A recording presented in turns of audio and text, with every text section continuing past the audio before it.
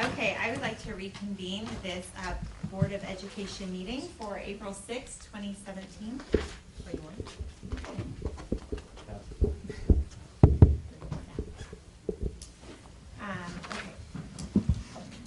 And first we're going to do our Pledge of Allegiance, and I see Principal Chin. Will you lead us in the pledge?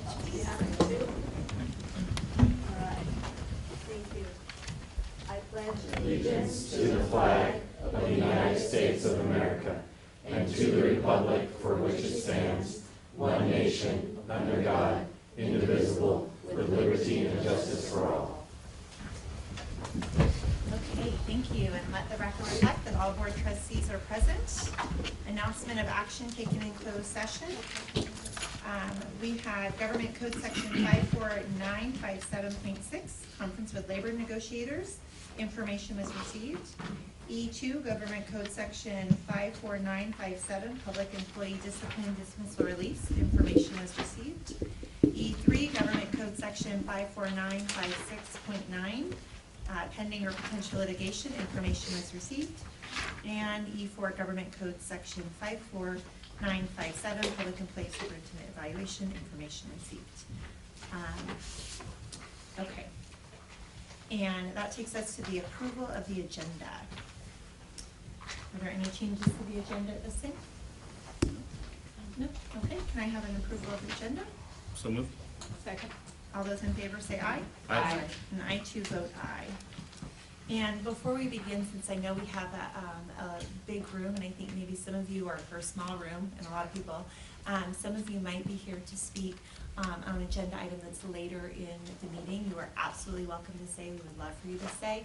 But if you would like to make your comment earlier during public comment, you're welcome to do that if you're not able to stay for the entire meeting. So if you'd like to do that, there are blue slips and you could fill that out before we get to it, which we'll get to it soon. Okay, so that takes us to communication and celebrations. We have Youth Art Month, the Crocker Art Museum Student Art Show. We have Grace Chin.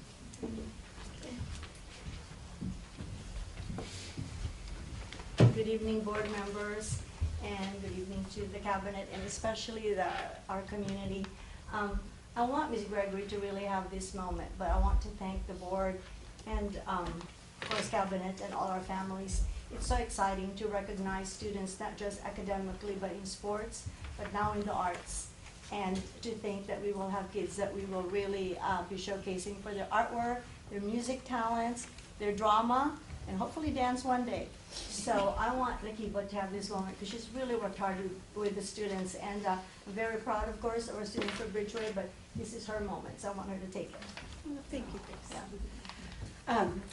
I'm Lakiba Gregory. I'm teaching VAPA art, and I had gone to Amberly about doing a special project, and she approved it for us to do linoleum over at Bridgeway. So 240 4th and 5th graders did a linoleum print project, and there was like a competition. There was a panel, and it came down to 3 students that ended up being able to go to the Crocker Art Museum, and they were received our awards over at the Crocker Art Museum, which was really nice. They will also be going on to a state competition, so it was a jury show. I did not know it was a jury show, so it was really exciting. But I have 3 students. Julia Shams, 4th grade. This is her picture. What was really nice is that the students had to, besides doing their quality of work, they had to give a artist statement. Artist statement. And what was really nice is the Crocker put the artist statement on the back too, so that the kids get to be able to keep what they wrote and how it was presented. So this is Julia's. It was very nice. It was, she reflected about Greece, which is really pretty. And then Jessica Caprican, she's in 5th grade, and she did hers about Paris. Come over here, Jessica. So this is hers. You can hear. So I want them to be able to see you. So this is hers about Paris, and again, her artist statement is on the back. Oh, yeah. And then Annalisa Garcia, and hers is a puppy love. And hers is almost like an optical illusion at first. It's very difficult to see but you can see the puppy in the middle, and then the lines going, very detailed lines. So you want to show yours to the camera? Sorry. And so they're going to be taking your artwork home. They worked so hard on that. And I also would like to thank two of our board members came to the Crocker reception, Sarah and Jackie. Thank you so much for coming. It really meant a lot to all of us. So they did a beautiful job and worked really hard. And I think they're going to pursue linoleum. Anyway, thank you. I got a quick question. How long did it take you guys to make those things? Like about 3 weeks. Wow. She So came after school because she was so dedicated. She was like passionate. She didn't want to stop. She came after school, and after she finished hers, she had her parents go out and buy her linoleum supplies, Wow. and she taught her brother and sister how to do the Oh, that's linoleum. cool. Yeah. So we commission you on I think one of our future dreams, I've been talking to Nakiba, but I want the kids to learn how to sell their artwork so they can save some money to go do other fun things. But this website that they have, the parents can order, the artwork in whatever you want, mugs or backpacks or whatever. So I'm really excited. They're going to learn how to be entrepreneurs. And that site has the capacity for families to add more pictures too. Yes, right? it does. Yes, you can add it, and anyone can get the classroom code if they need it, or you can, I think, add it on your own, as long as you have it. Yes, yeah, it's very nice. Well, we have district certificates, so President Kirby Gonzalez, do you want to? Yeah, absolutely. And Down if you want to here. come up and squeeze too.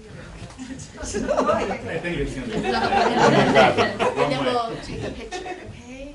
And that way we have that in our district.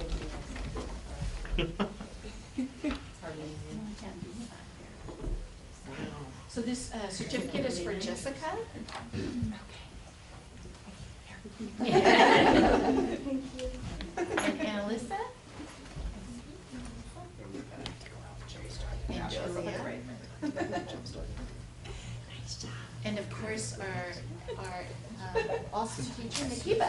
Thank you. All right, Thank you. We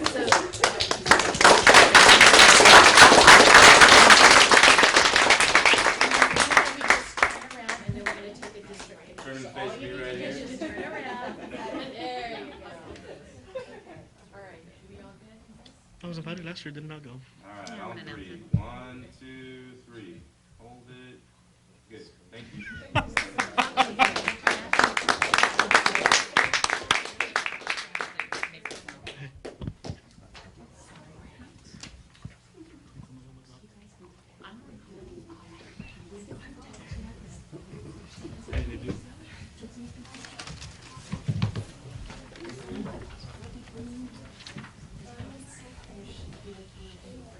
Okay, thank you so much.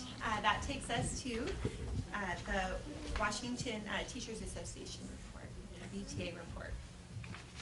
Don Stoffer? Give you just a minute. Dawn, you're up.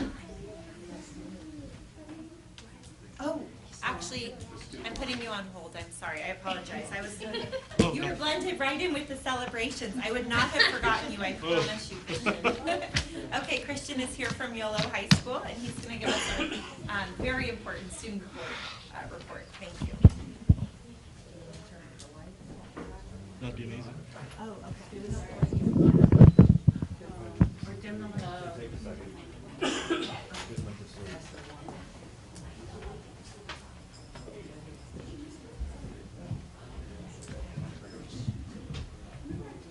Can everybody hear me?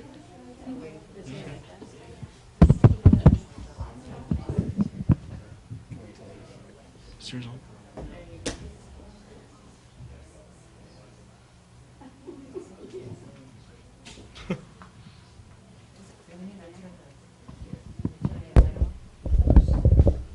Alrighty, good afternoon, everybody in the boardroom, at home, and who's going to see us on YouTube.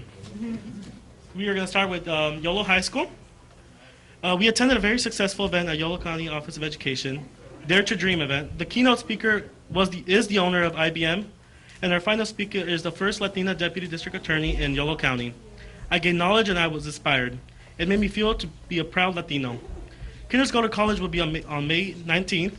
YOLO students always do an amazing job, and I am personally looking forward to do it for my third year and final year.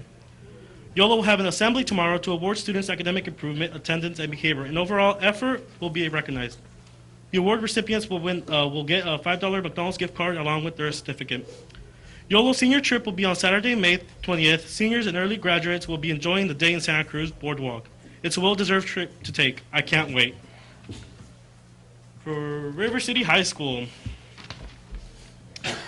track. The 2017 track season has started really well. Our track team participation numbers are the highest they have ever been, which of course means we have a very young team. That being said, our first league met our varsity boys finished second overall. We had the real chance to win league championship this year. Today, the track team travels to River City Valley in the second TCC league meet. It would be our first track championship in over 20 years. With a strong JV boys and girls team, the future looks good.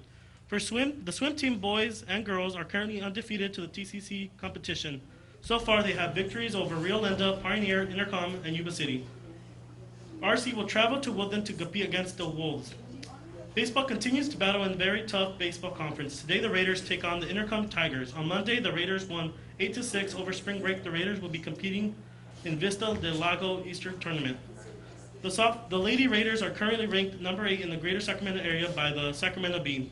They are currently second place in the Tri-Country County Conference after a tough loss to Yuba City last week, 11 innings. The girls responded nicely to beating Intercom last night.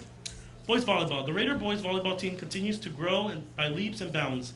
Although they may have not as many wins as they had hoped, they are far more competitive. The boys look to get their second league win Thursday versus Intercom. Boys golf. The golf team is improving greatly. We have a great full team with 4 extra who come every practice. There are several girls interested in playing and practicing. We have recently finished our 5th place at our first league match held at Peachtree Country Club in Marysville. Boys tennis. The RC boys tennis team is currently second place in the Tri-County Conference. Tonight they will take first place in Intercom Tigers. The Raiders look to continue their dominance in the tennis team. River City Scholar Athletes. Once again, River City athletes have shown that they can perform in the classroom as well as in the field. There are a number of 257 spring athletes, number of spring athletes with a 4.0 or higher GPA. We have 86. We have 60 spring athletes with a GPA between 3.99 and 3.5. We have 58 spring athletes with a GPA between 3.49 and 3.0. 200 of our 257 spring athletes have a higher than 3.0. For Washington Middle College High School, had their first annual. Oh, I spaced out. Sorry.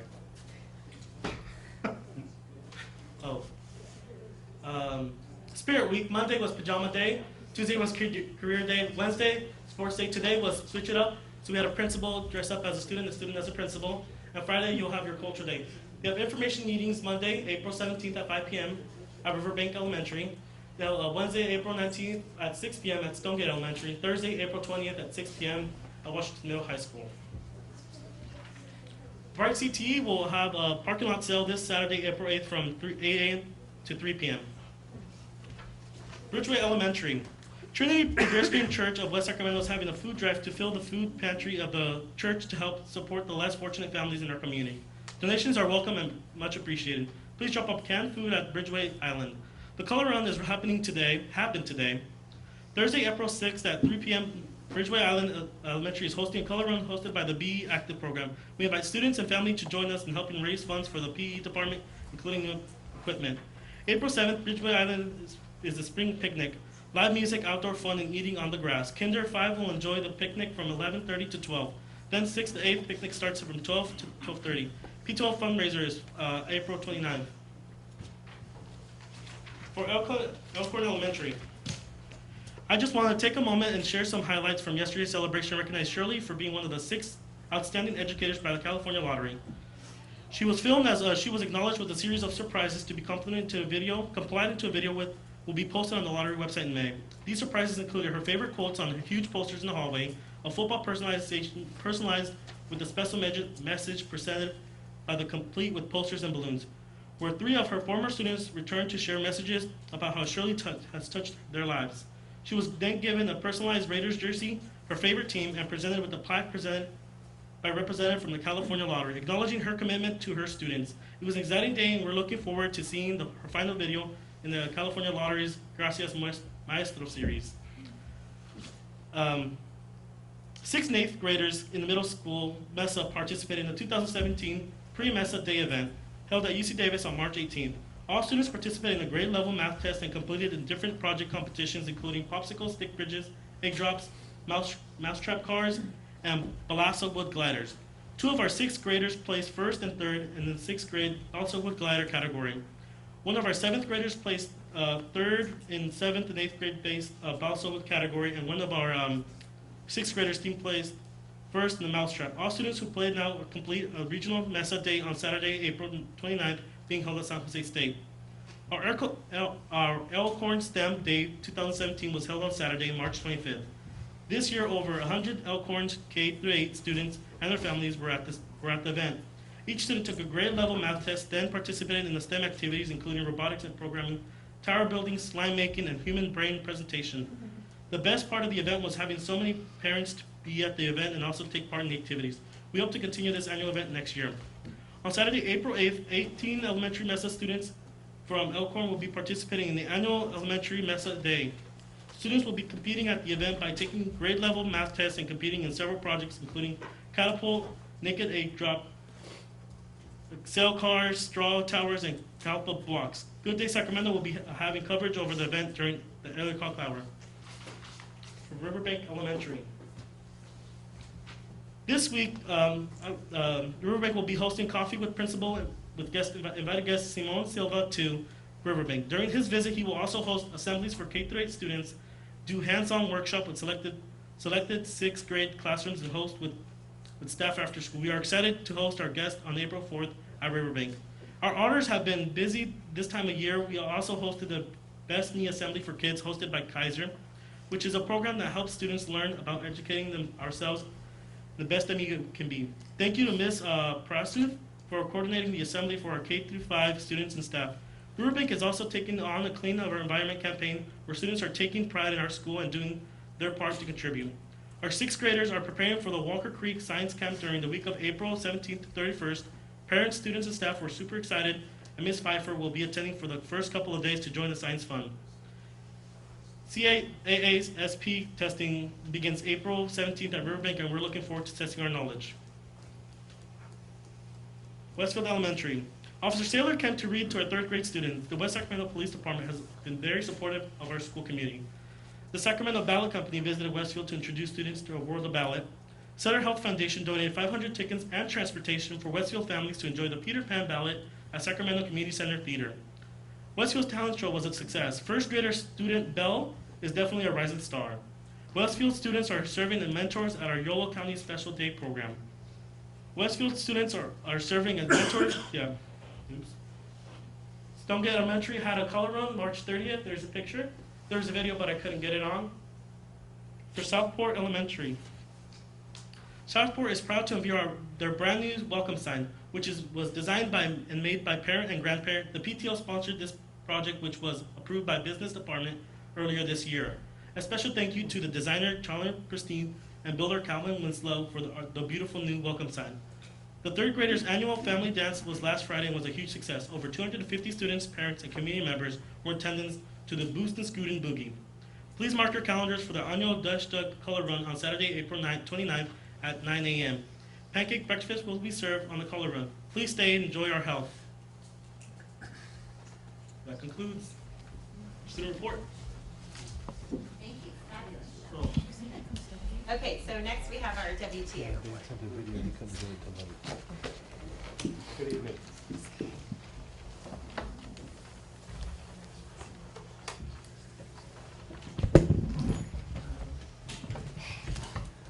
On May 1st, there will be a follow-up event to the January walkout by immigrants and their families from jobs and schools. And there is a positive alternative, which we have talked about with the district, a walk-in in our schools. And the goal would be to support all of our families and their children in our school community. and hope to begin working on that after we get back from the break. Speaking of which, I don't know about any of you, but I'm ready for a break. And I'm looking forward to turning the alarm clock off for a week. And with that, I'd like to wish all of you a restful week. Hopefully you'll get some time off even if you're not working in the school. Thank you. Okay, that takes us to the CSEA report.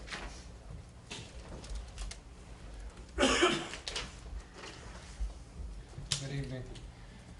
Just let you guys know, CSEA ratified our tentative agreement. Yes, thank you.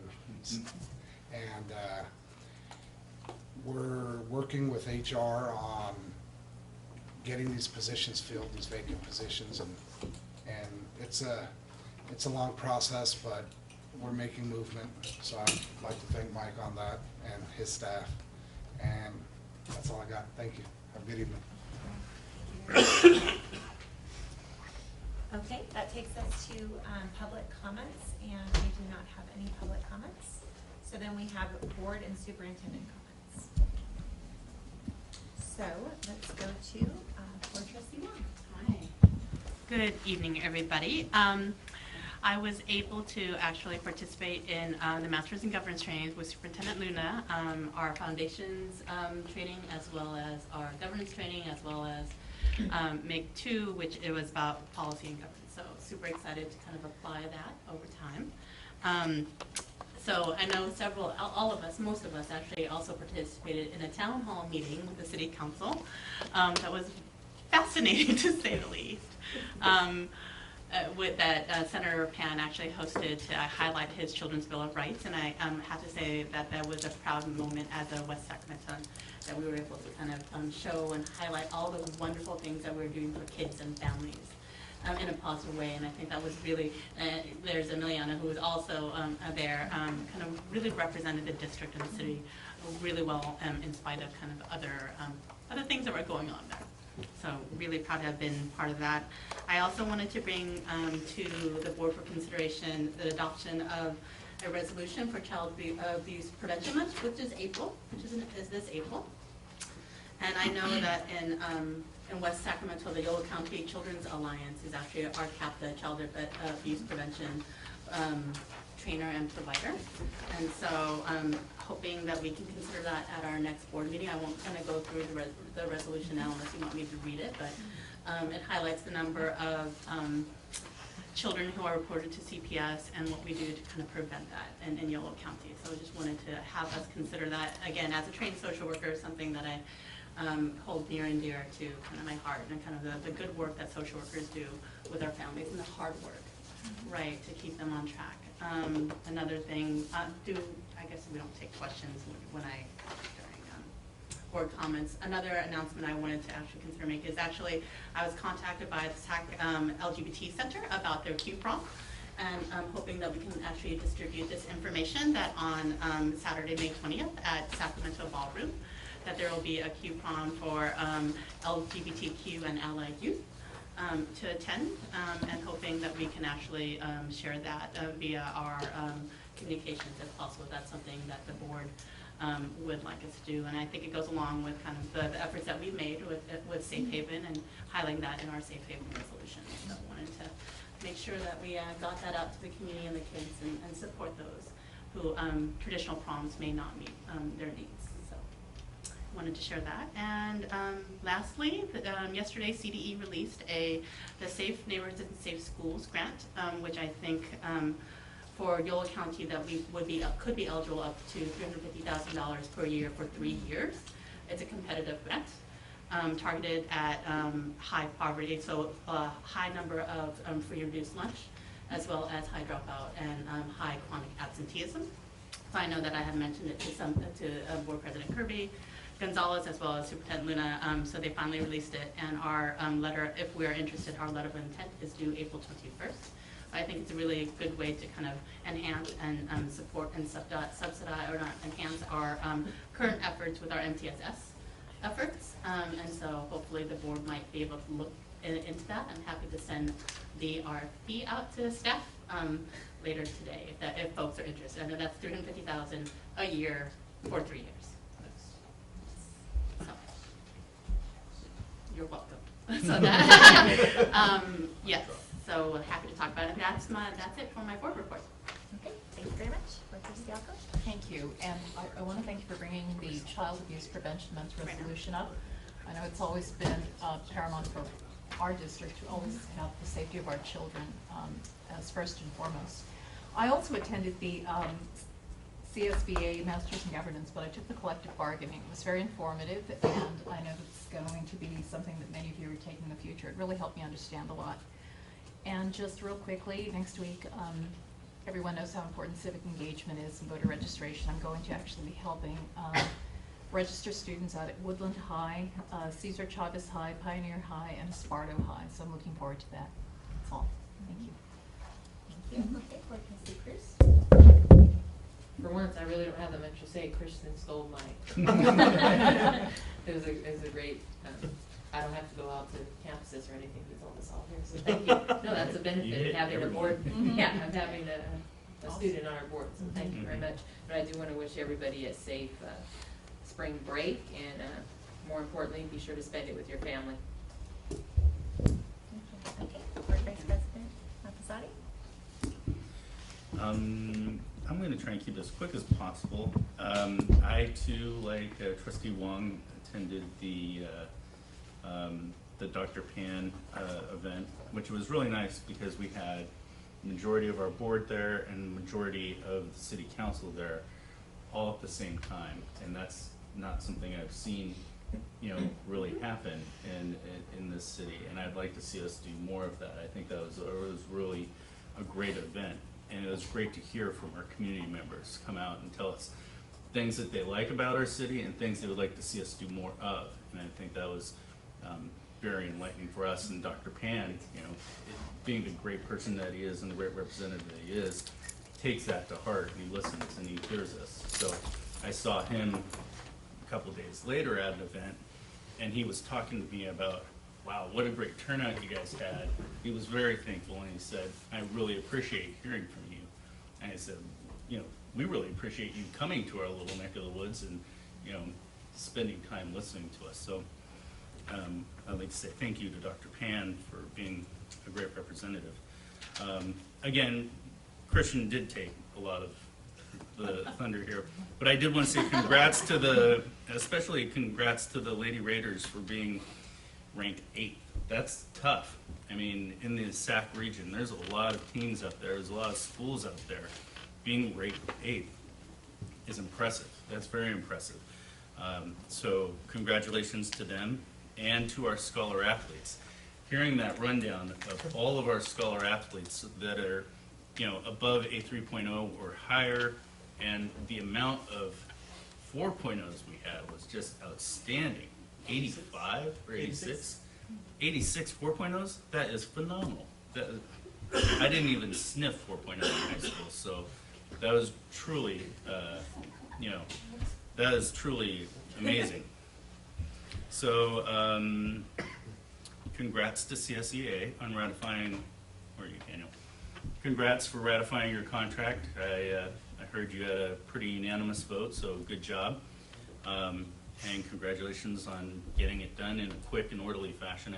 We really appreciate that, and we'll be taking it up later on. So then today, I just want to give props to Linda Luna for what a wonderful presentation and being a great ambassador for the district at a West Sacramento Chamber of Commerce event at Bright Cafe. I attended this, and Linda basically tied in all the things that we're doing here in our district and married it to what the industries in our city need and the kind of the workforce that is being created at our schools, and you know how it can be developed, and all the career pathway programs that we're developing, and all the city's business leaders were basically there listening and saying, okay, this is great. We're really impressed by all of this. and we're really happy to hear about all of this. And in fact, one of the more established real estate agents in this town pulled me aside and said, you know what would be great is if we established a career pathway for real estate. So I was just thinking about that. That might be something we want to consider doing in the future, because that is, if we're going to be a, I think a thriving city, we need to be thinking about, selling and all the things that go into transactions and things like that. That is a great career pathway to start thinking about. So with that, I'll just say good job, Linda, and thank you so much. You did an outstanding job, and you're a great ambassador for our district. Thank you. Being at the town hall, it's true, and seeing today, I saw, flash across a notification from the chamber saying, come to our meeting because we have Superintendent Linda Luna. And so the work, too, that everyone in this room is doing, all of you are doing, is being recognized. People see it, and they're proud of it, and they want to be involved in it. And so we appreciate you, and everyone is seeing it. So thank you for the work that all of you are putting in. And we get to do the fun stuff, which is go and get to share what's all the good things happening. I wanted to share a documentary I just watched, and you can see it right now for free for, I think, all through April. And that is and you can get it through PBS, and it's the Newtown documentary about Sandy Hook. And that was an event that, as an educator, will just never be the same. And so I would encourage people to be prepared if you watch it. It's a hard thing to watch, but I think it's an important piece to listen to the stories and remember as we talk about, what we do to keep our schools safe and what we do with our, in terms of mental health services and other areas that we look at. So I appreciated getting to see that and watch it. It was great to see the pictures flash across the screen and see Sly Park. They've done a little bit of work doing some painting of a few of their buildings, which I noticed right away, which is pretty fun, and we've been hearing lots of great things from students about that trip. And so it's been fun to see neighbors hop off the bus, parents run, hug them, and talk about the great trip and the experiences that they had. And I also wanted to share, it was talked about at one point, I believe, the district website pictures are now, they were taken by, I believe, one of our staff members, the pictures that are up on the website, is that true? And they are phenomenal, and so if you you did that? No, Miss Nguyen from Yolo High. Okay, well, then a big shout out to her, because they are really, really fantastic. When you go on the district website, it's great to see not stock pictures, of somebody else's kids somewhere, but to see our own, and they're really fantastic. So looks great on there. And that is all I have today. So we have the superintendent comments. So Superintendent Linda Luna.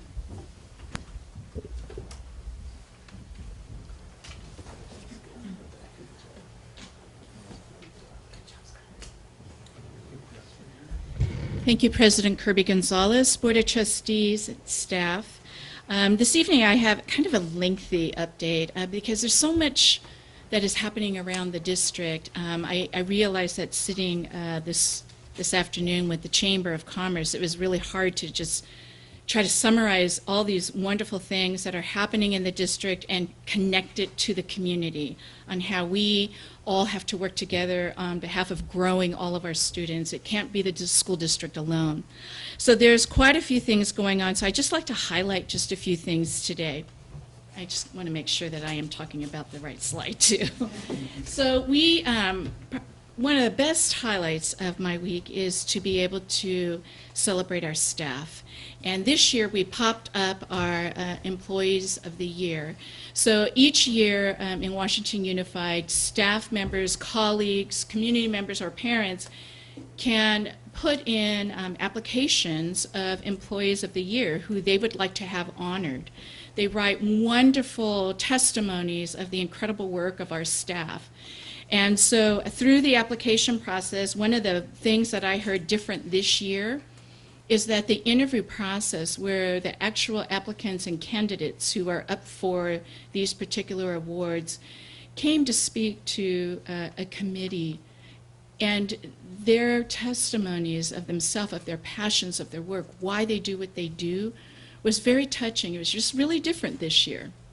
So we went around, we popped it up a little bit. We actually didn't just announce it on email. We literally went to their workplace, and we delivered an orchid and a letter of all the dates that they're going to be celebrated. So I just wanted to give you just a flash of who our employees of the year are for this year. Our secondary teacher of the year is Stephanie Kugler, and she was taken back a little bit. She had her class of middle school kids, and they're all looking at her like, wow, this is great, and she's just smiling at us like, you're interrupting, you know. So this is Stephanie Kugler. And then our outreach specialist, Alex Yang, received the support staff of the year. And Alex is actually an itinerant specialist who works with 3 different school communities and works as their outreach specialist. And then we have our classified employee of the year, Gloria Dunham, who is one of the leads in the cafeteria over at Southport. And boy, talk about a place of love. If you need a hug or if you need just a piece of love, just go to Southport's cafeteria staff, and let me tell you, it's a very warm and welcoming place. So she was very excited. And this is one of my favorites, and that is we caught Armando Velez and had him get off his tractor there. And Armando is so loved in our district. The kids were just so thrilled to see him, and they didn't really know what was going on until we told them, you know, Mr. Velez, he's our employee of the year, and they were just smiling and took this great picture with him. We also celebrated Heather Best and went to visit her classroom, and the unique thing about visiting Heather Best's class is that it was important for her colleagues to be there. So her colleagues snuck out of their class, we covered their classes, and they came over to watch her initial response in being announced as the elementary teacher of the year. And then we have our volunteer of the year who serves on the PTO, and that's Laura Federico, and she was quite busy today volunteering her time. We had met her at the school in the morning, and then she served for 4 or 5 hours on an interview panel. And so these are our employees and volunteers of the year, and they will be celebrated at our River City High School dinner, where we celebrate them in the month of May, but they're also going to be celebrated in all these other avenues, Rotary, also Yolo County Office of Education, and am I missing another one? And Rayleigh Field, right, our celebration at Rayleigh Field. So all of our employees, we give a shout out to them. Thank you, trustees, for attending the town hall meeting. You were great ambassadors also for our Washington Unified School District. It was a great time of seeing the elected officials for West Sacramento come together and advocate on behalf of all children. Again, today we talked about a little bit about our Chamber of Commerce lunch. And I gave a challenge to the chamber, I hope you didn't mind, and the challenge was this, is that we want all of our students to be able to have the internship experience in their high school. And so my challenge to them was this, that we have all of our industries represented here in West Sacramento.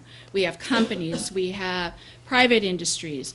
What we want is to be able to hook up our students to be able to have that work experience in the summer, 2 weeks, 4 weeks, whatever it is, to be able to have experience to work in the industry that they may be studying in their career technical educational pathway. Having it at Bright was very appropriate because I wanted to make a distinction that kids who are in the culinary program are not preparing to work at McDonald's, though there's nothing wrong with that. And I shared my story of my first job was $1.85. That was minimum wage at the time of the year that I started working, and I started working at Burger King. And what we know now is that our students here in West Sacramento don't have to go through that experience.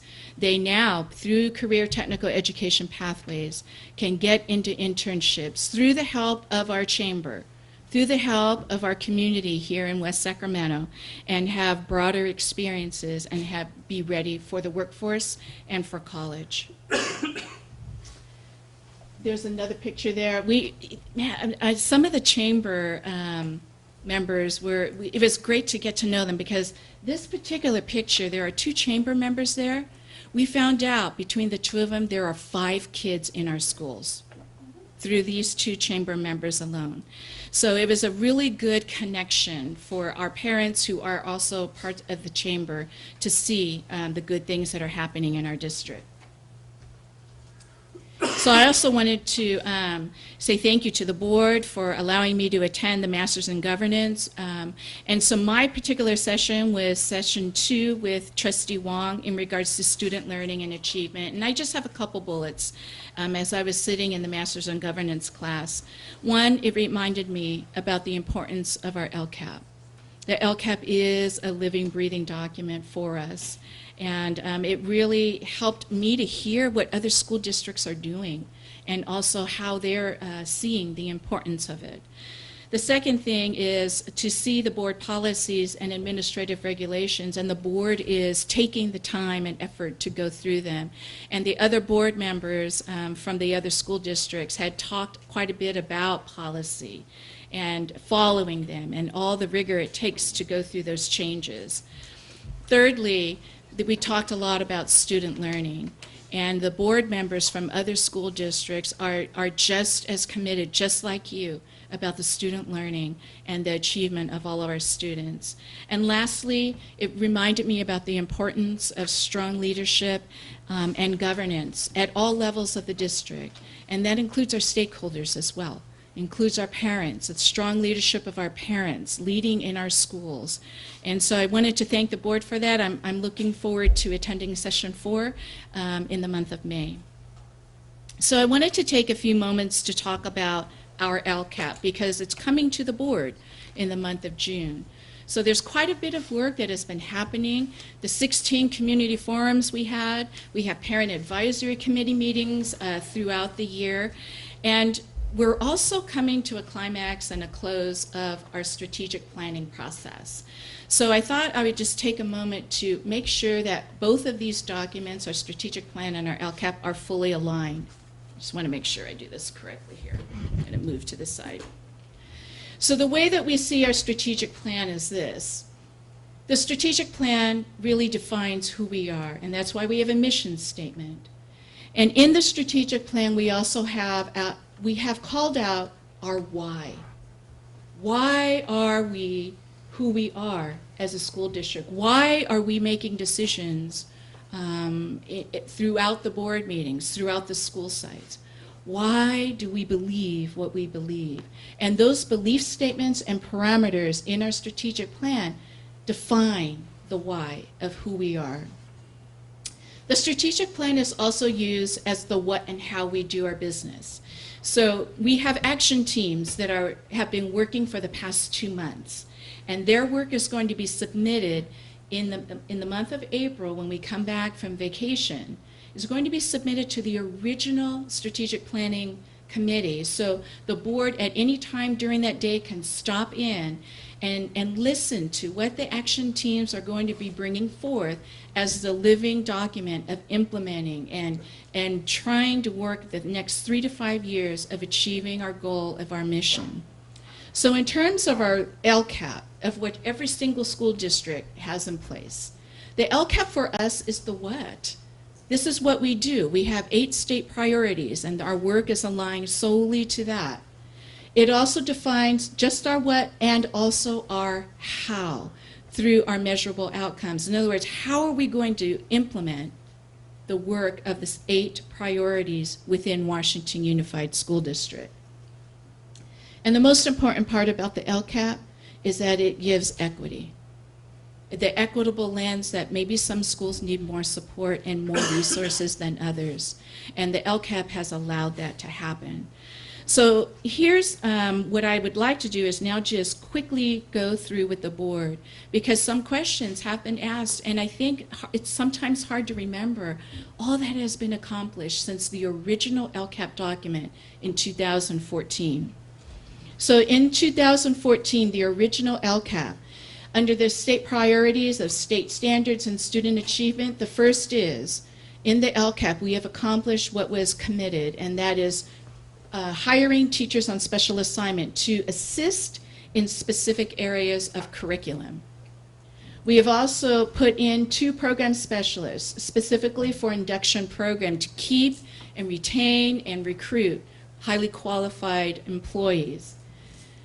We've also increased the services through English learner specialists. Since the LCAP was created in 2014, we've hired 3 English learner specialists specifically for the 3 school sites with the highest English learner population. So we've added additional support there.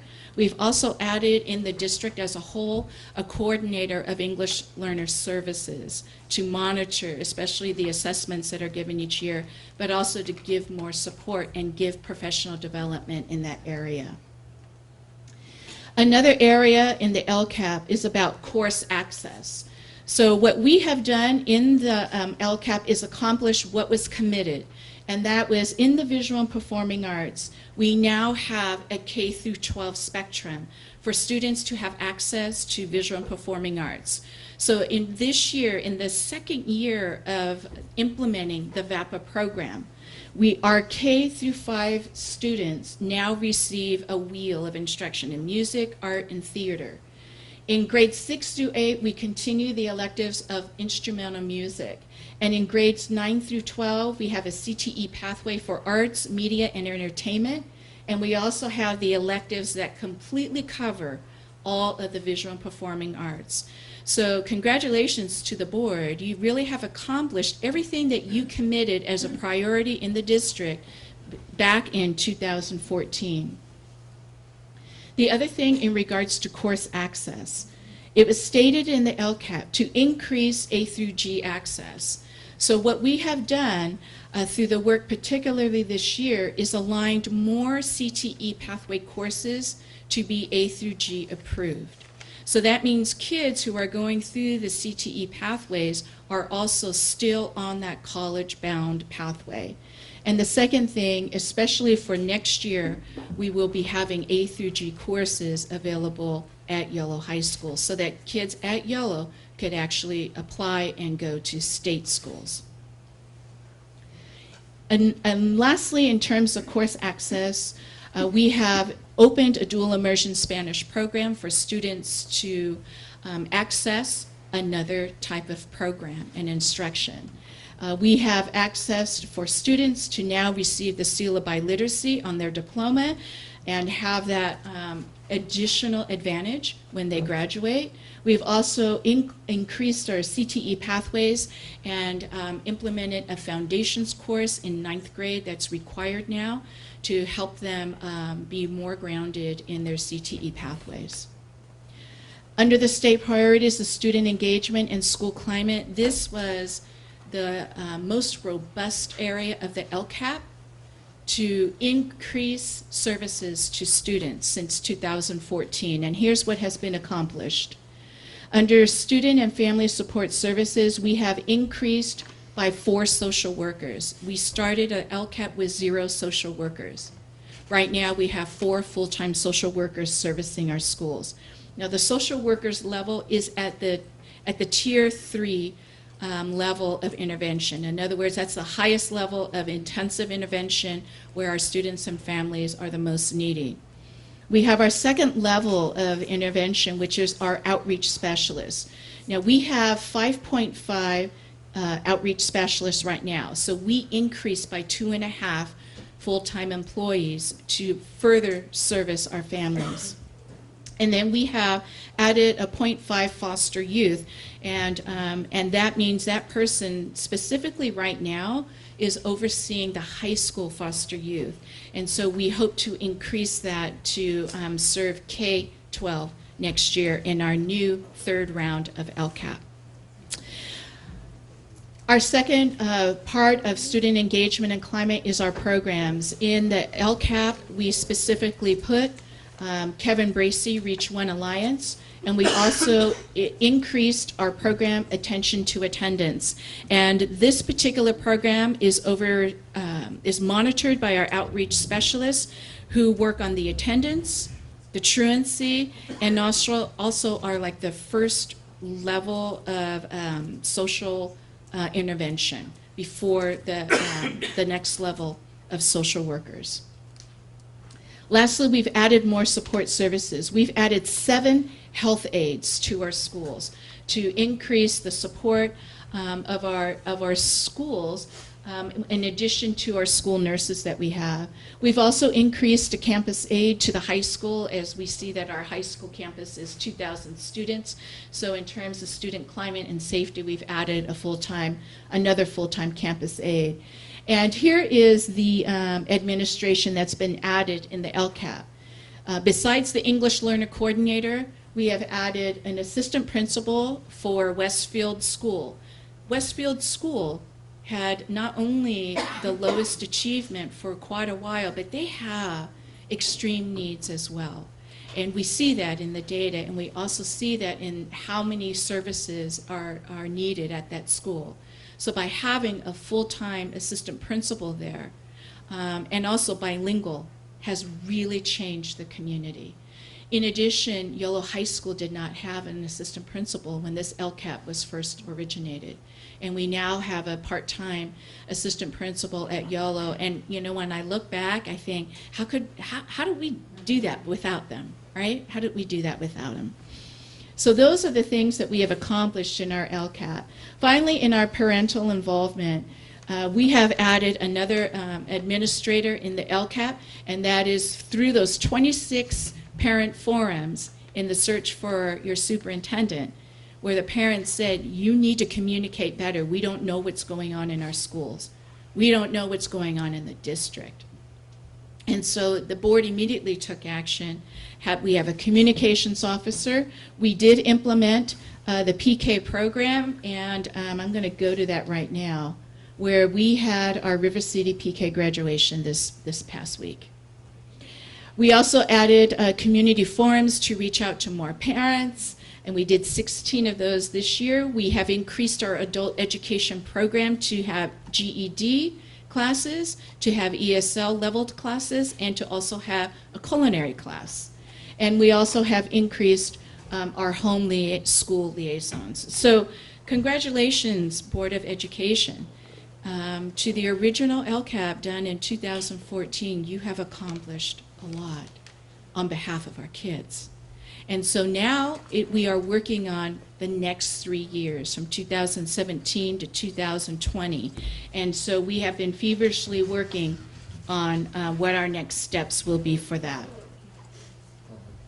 So our next steps for the LCAP is our parent advisory will continue to meet, but they have some final meetings coming up.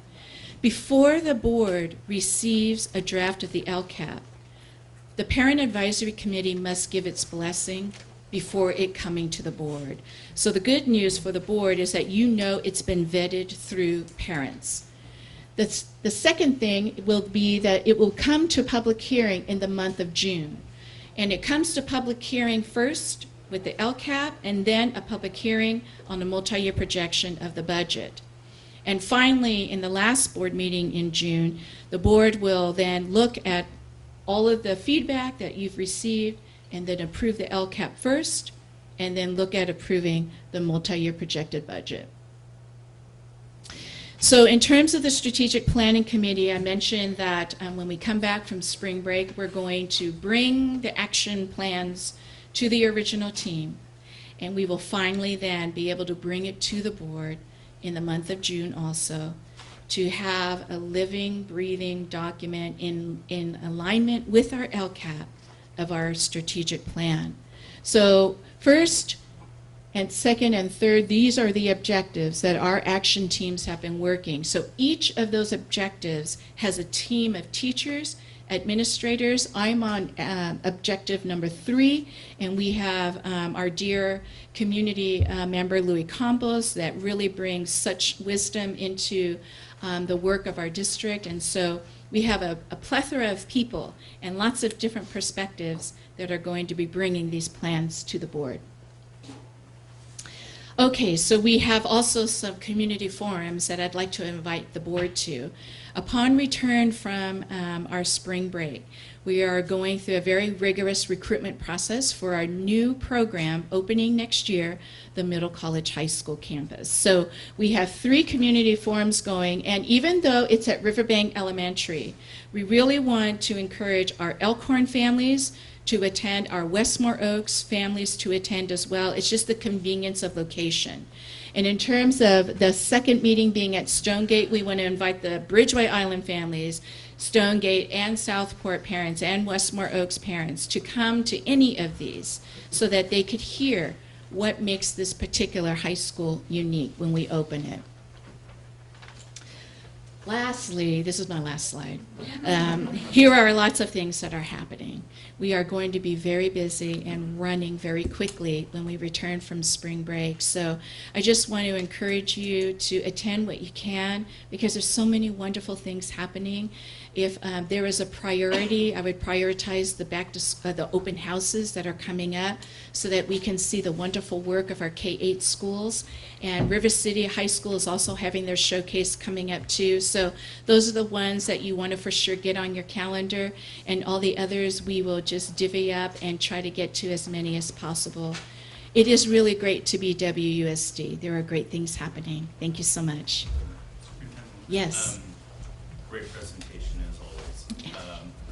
So I was meeting with one of our social workers in the district, and she wanted to put forward one of our SRO officers' names for Employee of the Year, and didn't know under what criteria to put that under. So I was wondering, is there a way in which we can sort of, you know, put that out there so that we can say, okay, if you're going to nominate, you know, one of our officers, nominate them under this category? Yeah, you know, that's a really good question. The first thing that comes to my mind is the administrators, it's AXA, remind me, it's kind of late, Association for California School Administrators in the state of California. Each year they have these Administrator of the Year awards, but they also have a Program of the Year award. And actually I was just informed that one of our organizations that serves our district, Victor Counseling Services, was recognized at the AXA level. So that would be an appropriate level for maybe our school resource officers. I mean, I bet that would be a first. I bet that would be a first. But I think that we should bring that to our HR department, that we have a program of the Year award. I know that we do, I think, at the Yolo County office, but maybe within our school district, we would love to do that too. Thank you for that feedback. Yeah, no problem. And with that, I wanted to make a comment. Is that now or later? I hope I'm quick. Oh, go ahead. And I would just share very quickly that the teacher, there's always such fabulous staff, volunteers, teachers of the year to highlight. One opportunity that is unique for teachers of the year is at YOLO, they can fill out the paperwork for County Teacher of the Year. And we've had phenomenal people, and I think sometimes it's a little intimidating because it's a lot of paperwork to do it. But I would just hope that they're encouraged to do that, because that is then the pathway for state Teacher of the Year. Do you want to share what you're making the employees of the year do? Because they won and now they have homework. Correct. So when we went to the two classrooms of the teachers that were awarded Teacher of the Year, we actually provided them with the paperwork for the state award, which includes the county, and we also promised them support in completing all of that homework since they've been nominated for an award. And so we'll make sure that they hit the deadline of, I think it's June 23rd is what's popping up in my head. So we make sure that they have best shot at being recognized at that level as well. I don't think that's happened before in that way, so thank you very much. We're going to help them put that work in. Yeah, thank We you. did have a Teacher of the Year award years ago, decades ago. There's a lot of opportunity at the county because a lot of Yeah. people are doing it. So that's good. Thank you. Okay. No, okay. I would just like to say that since there's a lot of people here for, I believe, P5, I'm wondering if anybody would have any objection to taking P5 out of order and doing it before Or maybe we can do it at the end of the consent agenda and before the first action item. So moving P5. So I'd make that motion. Do we have a second? Second. Okay, and all those in favor? Aye. I too vote aye. Okay, so that is going to then take us to the consent agenda, and can I have a motion? I move. Do we want to? After you, yeah, you move in second, then I can make a correction. Second. Second. Okay. President Kirby Gonzalez, we'd like to bring the board's attention to consent agenda item N7. There is a correction that needs to be made to the funding source. And the funding source currently reads that these projects are coming from Measure B, and that is not correct. So do you? They'll be funded out of General Facilities Fund, Fund 25. So if the board can make that correction before voting. Okay. And then the second then. Do we have to make a motion to correct it? What's the process? Yeah, you'll make a motion to approve with the correction. So do I have a motion to approve the consent agenda with the correction to N7, the change in funding? So moved. Second. Okay, all those in favor say aye. Aye. And I too vote aye. Okay, so that takes us to P5. And I should probably note that Board Trustee Alicia Cruz was not feeling well, and so I don't know if she'll be joining us back or not. So we'll go to P5, and that is a discussion, Board Policy 7310, naming a building or site in honor of Carla.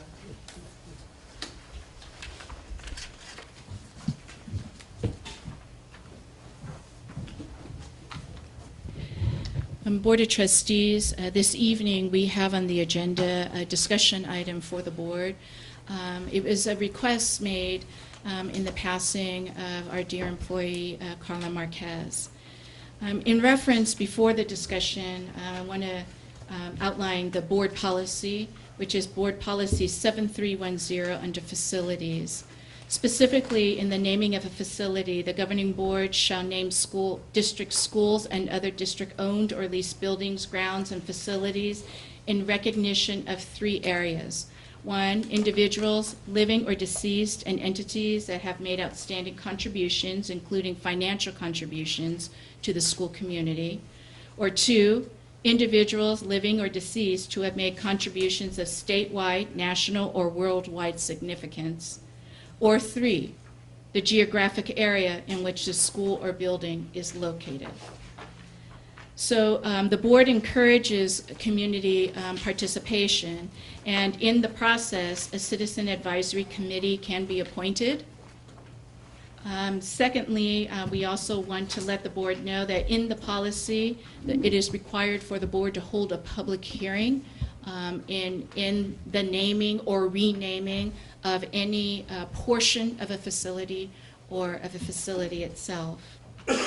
Another portion of the naming of the facility covers memorials, and it includes that the board could consider planting commemorative trees, erecting monuments, or dedicating buildings, parts of buildings, athletic fields, gardens, or other school district facilities in memory of deceased students, staff members, community members, and benefactors of the district.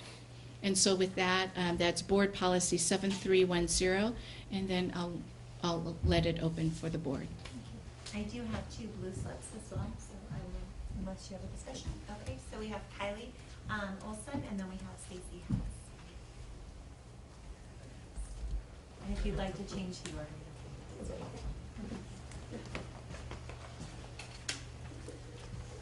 Hi, I'm Kylie Olson. I attended Stonegate Elementary from third grade through 8th grade, and then promoted out to River City High School. I wanted to speak to all of you today about Carla Marquez because she meant so much to me. And in order to explain how much she meant to me, I have to tell you something very personal about myself. I grew up in an abusive home. And I was in an abusive home for most of the time that I was at Stonegate until I went to high school. And growing up in a home like that, it can be very stressful being in a school because you're expected to have someone at home who tells you to do your homework and when to go to bed and when to do your assignments. And I did not have that. But she was that for me. She took it upon herself to do that for me.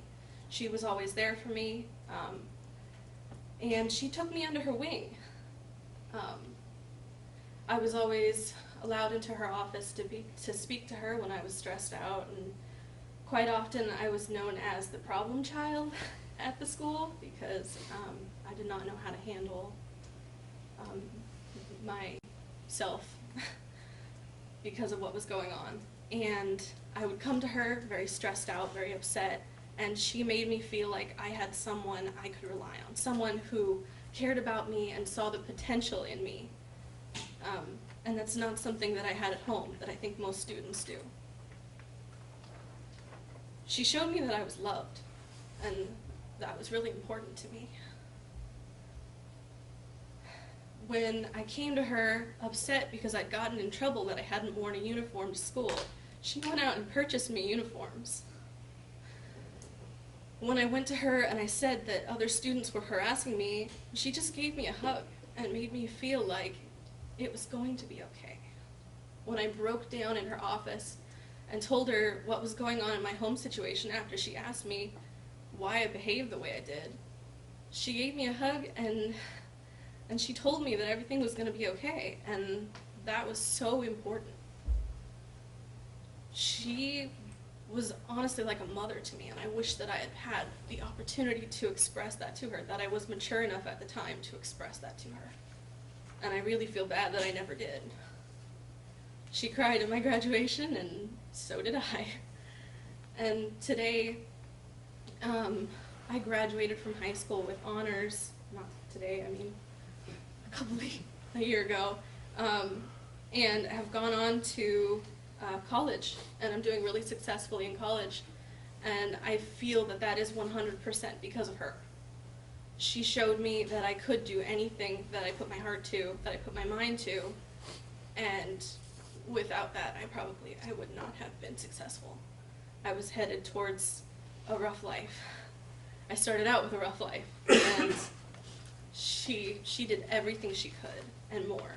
She may have just been a vice principal on paper when I was there, but she was like my guardian angel.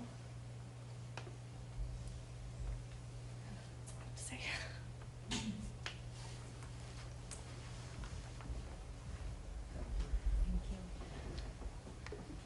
I'm really very proud of you. You did a really nice job. Thank you for sharing. She's not lying about the problem child though. So it was very nice to hear her. She's going to be a vet, like she told me back in 8th grade that she was going to be. So when she was surprised that I remembered, I don't even know what I had for lunch yesterday, so that surprised me too. I know you may or may not have received the letter that we've put together outlining the points, board policy, and how Ms. Marquez met that. This is not a very usual position for me. As Sarah knows, I'm the one who destroys coffee cups on accident. I'm the one that you turn to when you need a joke or a lightened moment. So to stand up here in a pair of pants adulting, it is quite a change for me, but it meant enough for me to speak for Carla. If you didn't know, she was born and bred in West Sacramento. Mom was an original principal in one of the schools. She worked in the mailroom growing up in high school. She became a teacher. She was at Westmore for, I'm going to be generous and say 30-something years. When she was at Westmore, she was Westmore. She is what brought their culture to them. I'm one of the Stonegate originals. I've gone through the principals, I've gone through the vice principals. Stonegate had no identity until Carla got there. She brought us the standard, she brought us, you know, we were here. We're a brand new school, don't break stuff, make it work. She raised our standards. raise the bar and we had to reach them. Again, she has taught the district, she was in here for 43 years, 53 if you count the time. We have had grandchildren of kids that she has taught, and she remembers them, amazing. It wasn't, it was a typical day to see her hugging a crying child. I'm picking some of the highlights, I'm not a very good, talk, more of a comedian, but she would hug a child, you would see her with the difficult children, some of the younger ones, taking them for a walk by the hand as they discussed making better decisions. She could mediate teenage girls like nobody's business when the drama popped up, to the point that I was lucky enough that I got to follow her for about 2 months when our vice principal was hurt, and thought it was a good idea to let me teach her in charge with her. There was a piece of trash that she didn't pick up as you were walking anywhere on campus. It meant something to her. She gave Stonegate its life. She brought the school to its current state. She is a lot of our personal therapists as adults. She's gone through divorce, marriages, children, miscarriages, all of it. And she knew when to be tough, when to be soft, when to push you, when to pull back. And it's tough being on the campus. And I'm not gonna stand here and lie to you, it's easy. You truly don't know what you have until they're gone. And very different, atmosphere since her passing in November. You don't hear any kids or any adults saying it's a great day to be alive. Even, and the letter said, as we were at her bedside, the day before she passed, it wasn't about her, it wasn't about us, she was still asking about kids. And make sure you do this for this kid, make sure, you can't come at him hard, he'll fight back, Definitely speak softly, carry a big stick kind of person, and on occasion, you'd want to take the big stick across the top of their head to make them learn, but she had a way that even the toughest kids, it seemed for the longest time that before a kid was sent to different educational opportunities, send them to Stonegate. If Carla can't save them, nobody's going to save them. And that was, I knew when I was at the high school, when I was elsewhere, that was the reputation she had at Westmore. When she came over to Stonegate, we would get some of the most incorrigible kids, lovely kids, and she had a way with them. But to this day, I can only think of one that didn't make it. And Kylie's an example of the kids that when we go to the high school promotion at River City, when we look down the list of the kids, we're like, no way, no way, no way, no way. I know that's not what you want to do. And as we're sitting across from them, we hear them waving and hollering, and it is very hard to measure what she meant to the community. We used to joke you couldn't go anywhere with her without somebody knowing her, and that's the truth. Disneyland, well, don't get me wrong, I've seen people at Disneyland. She was at some small place in Southern California and people would run into her. That's Carla. Whitey's, I could go to Whitey's. Carla, I'm getting lunch, what do you want? Just tell them I'd go in there. I need a Carla, please. They knew it was 2 corn dogs and a fry. Coke with extra ice. Coke with extra ice, yep. I know one of the things was the financial contributions. You could always go in her office as a teacher, there was always chocolate. She knew I hated chocolate mint, so she had a little separate bag of Mr. Goodbars for me. She purchased uniforms. Her car was always full of uniforms, either coming to school because they're clean or going home to get them washed. There was never a kid without a supply, nobody went hungry. And it was one of those, she got support staff a couple years ago. I've never seen somebody so mad at me because I had nominated her without her knowing, and I put down all this, she opened up her checkbook, she opened up her heart, and accepted everybody.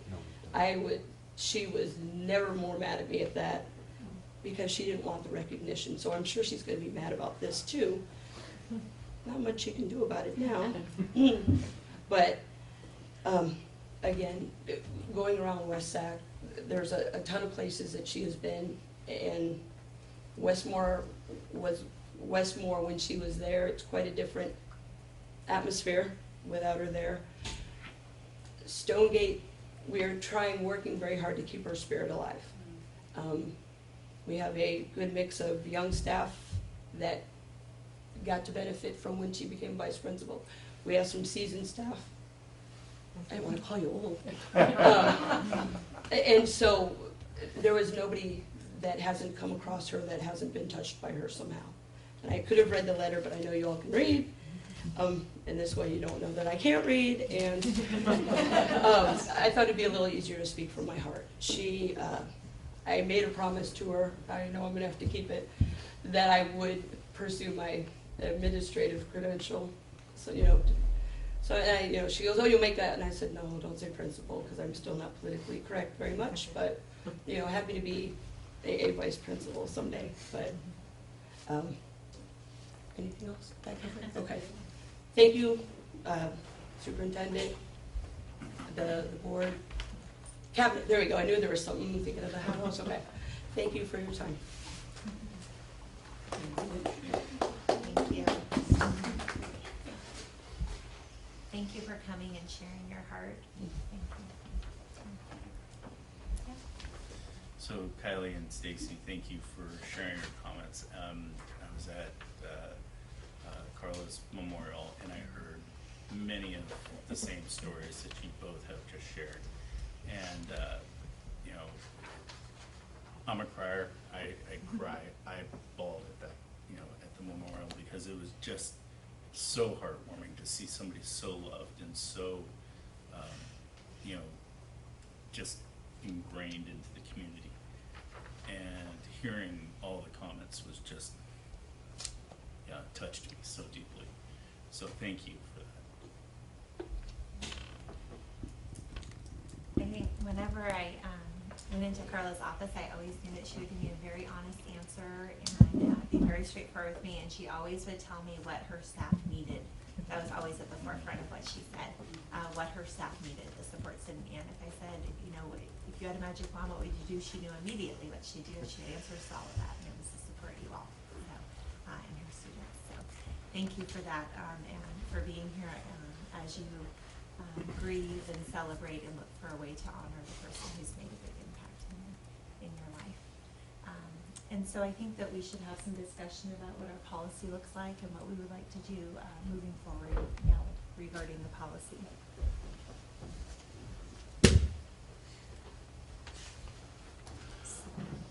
Do you have a copy with you? Yeah. Okay. So it says we have to hold a public hearing, right, on doing this. Do we need to maybe establish a committee to hold a discussion on it and then figure out what we want to recommend? Or do we want to do some sort of just discussion and direction from this to hold a public hearing on a specific idea? Just kind of curious. Could you give us some direction there? Because I do want to stick with the process. And I think as you go through the process, you're going to have a lot of people providing wonderful testimony like this. And but it's important to follow the steps. Could you clarify that for us? Certainly. Certainly. In following the board policy, first you're going to do exactly what you're doing now, which is a board discussion. The staff and the community will take their direction from the board as to what the board is thinking in terms of moving forward and naming either a facility or a portion of a facility, or having some type of memorial in memorandum of a person. And so it's really going to be up to the board's discussion first to give direction to then the Citizen Advisory Committee.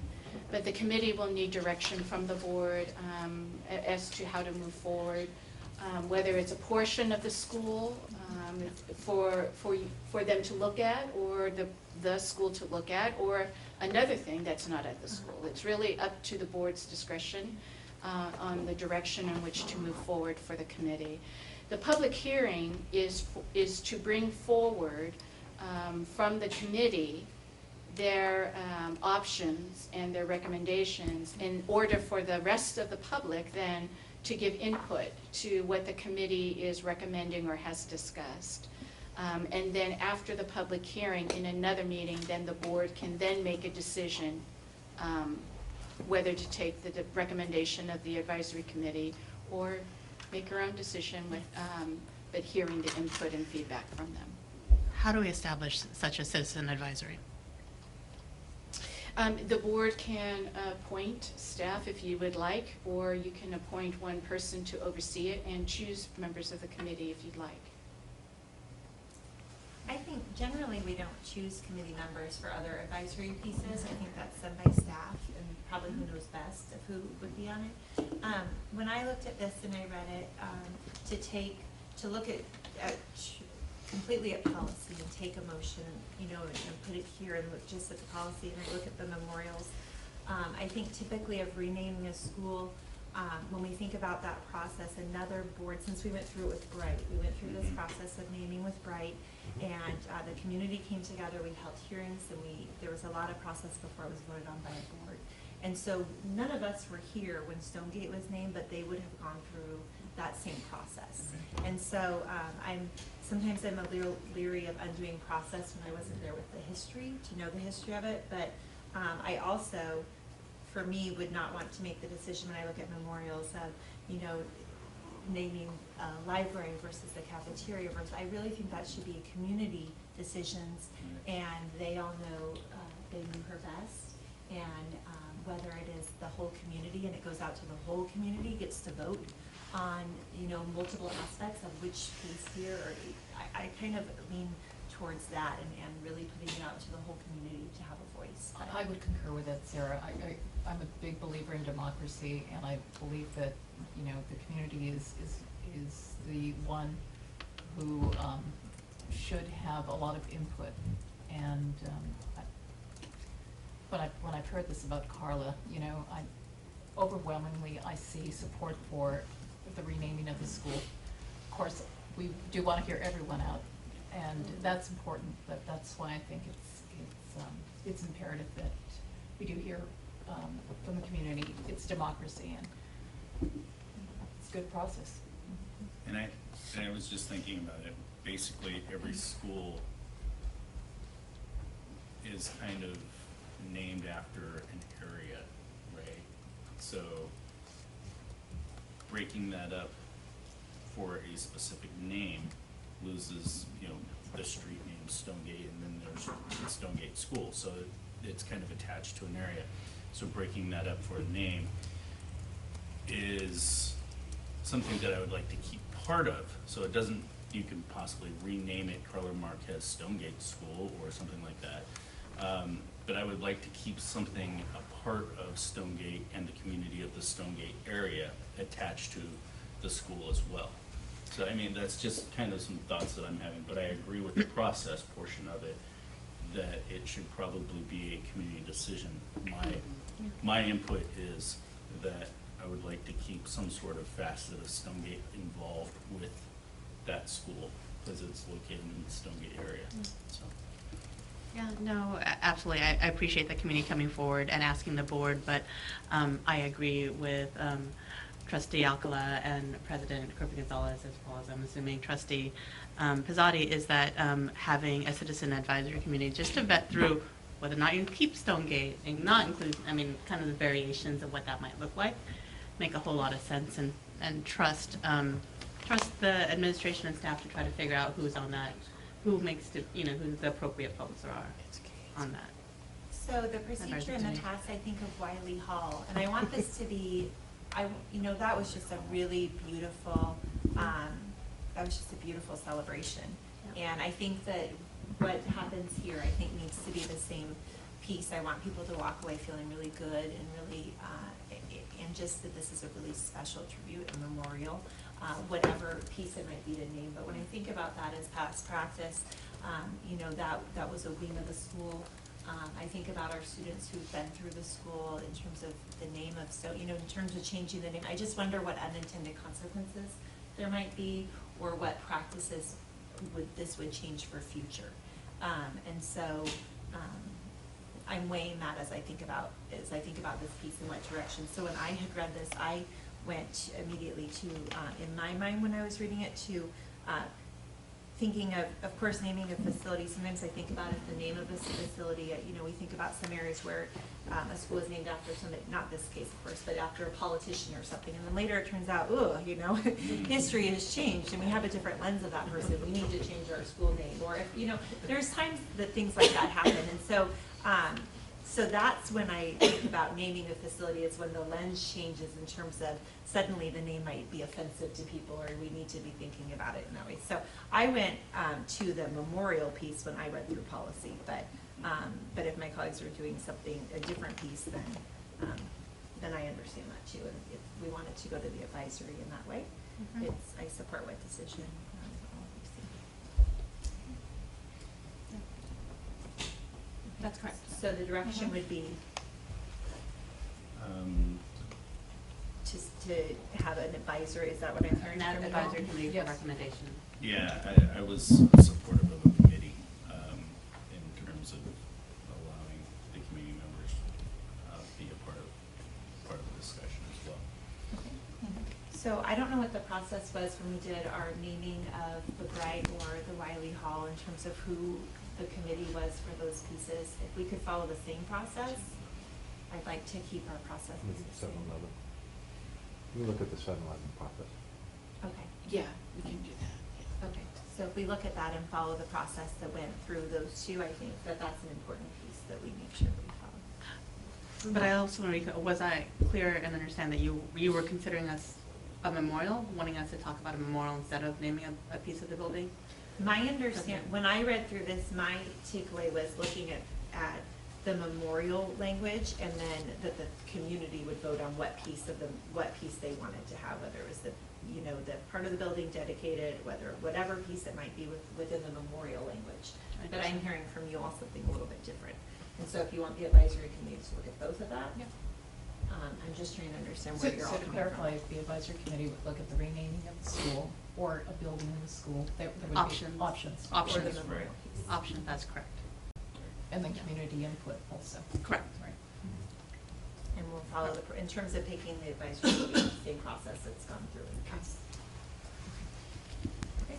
Do we need to make a motion first? No, we don't have to make a motion. Thank you. Okay.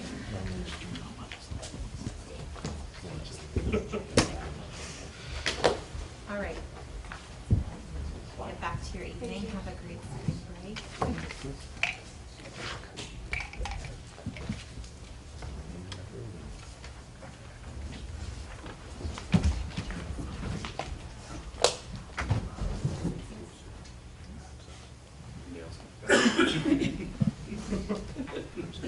All right. Well, we have a quorum. We can keep going. Okay. We'll go to action item 01, approval of the tentative agreement between the California School Employees Association. And that will be with my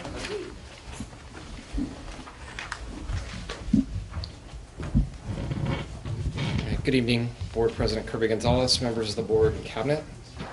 Action item 01, approval of tentative agreement between the California School Employee Association Riverview Chapter 168 and the Washington Unified School District. So after 6 sessions of negotiations, representatives from CSEA and WUSD completed negotiations over contract reopeners. Both parties agree much of the new language will improve our current practices as they relate to evaluation, transfer, promotion, and professional development. Settlement also provides a much-deserved salary and benefit increase for our classified staff. I would like to provide a special thank you to the members of the negotiation teams.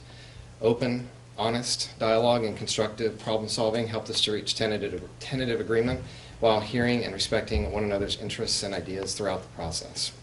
Team members included Sandra Barrario, Ray Tolbert, and Daniel Gandara, both of whom are here this evening, Jeff Haggerty, Heather Morrow-Slutz, Karina Macias, Karen Friedland, Cruz Ambrosini, Terry D'Souza, Kristen Rodriguez, Pam Guyvet, and myself. The recommended motion this evening is your approval of the tentative agreement between the CSCA Riverview Chapter 168 and the Washington Unified School District. Great. Motion approved. Okay. Motion to approve. All right, well, Second. let's see that. Okay, so did you get that, Trustee Paula made the motion to approve? Second. That was seconded by, we have a tie. Me too, just kidding. I haven't made a second yet. Okay, so Board Trustee Wong made a second. All those in favor say aye. Aye. I too vote aye. Thank you. All right, that takes us to O2, approval of AB 1200, disclosure of collective bargaining agreement with the California School Employees Association. Good evening, Board President Kirby Gonzalez. As you just approved the tentative agreement in between the Washington Unified School District and CSEA, you are required by Government Code Section 3547.5 to publicly vet the cost associated with the agreement that you just ratified.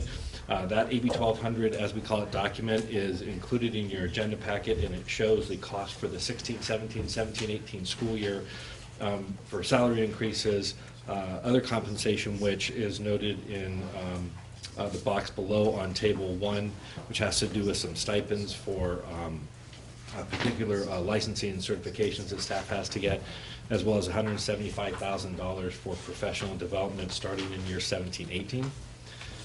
You also have an increased health and welfare, and then the represented employee count is not a number of employees. We do this by FTE, so you have 309 FTE that this affects, and so the math on that says that your increase is $2,200 on average per employee in 16-17, $1,900 on average per employee in year 17-18. The rest of the disclosure talks about the different parts and pieces. It gets very specific on page 2, the financial impact of it. Page 3 tells you which funds. Page 4 verifies that you're still within your economic uncertainty reserve and your ability to meet that. Page 5 shows the changes that would be made to your budget. You just approved your second interim budget, so that is what is in column 1. The impact of the agreement is in column 2, and column 4 shows what your financials will look like based on the agreement, and page 5 is a signature page. Any questions? Yeah. I move, oh, you have a question? Yeah, I have a question. Good question? Go ahead. Oh.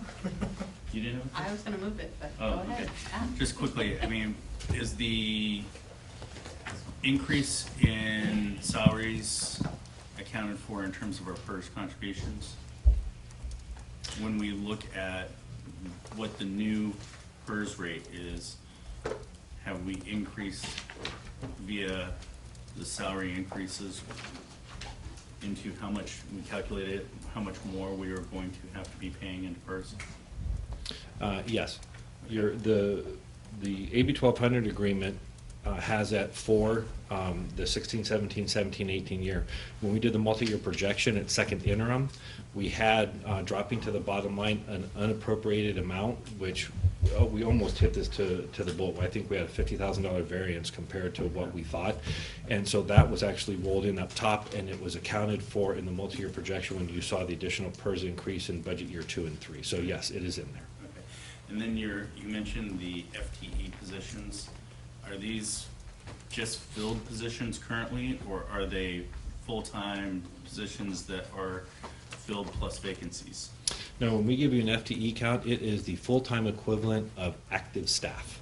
You have to remember, we have staff that work for us for part days. So if I have 2 people that work 4 hours a day, they're 1 FTE. Right. So it's not an employee count, it's a full-time equivalency count. No, I'm just saying we have certain positions that are budgeted for, but aren't filled. So we have vacant positions. Correct. And this is actually bodies in positions. That is correct. Got it. I move. Okay. I second.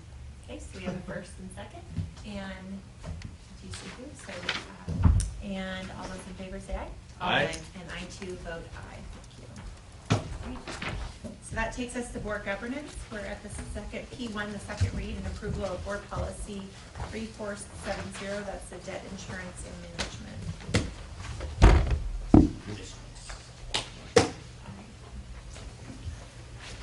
And we're coming back to kind of the language, right? Yeah, we brought this to you 2 weeks ago. You asked for some changes. So in your agenda packet, the page numbers are same page numbers as it was before. So if you were to go to, in your board packet, page number 140, you'll see that the concern the board had was annually versus periodically. We removed the word periodically, struck annually, and basically said that we will conduct due diligence reviews to ensure compliance with all ongoing obligations as an issuer of debt.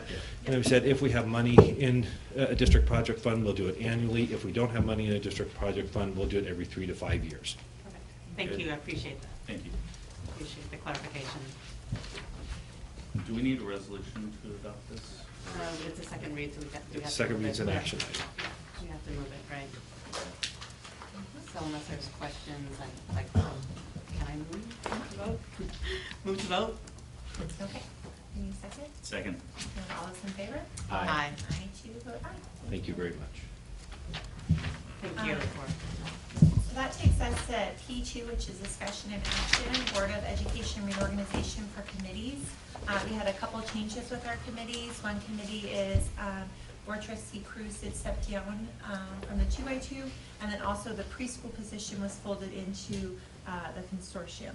And so in looking back at that, I would like to, we'll vote on this, so I would like to move to have Norma Trustee-Alcala on the preschool consortium. I think it fits well with the work that she's doing and with her comments that she's been making about preschool and the direction that we're going there, and having the global understanding of all of YOLO, what's going on there, and then move Vice President Fazadi to the 2x2.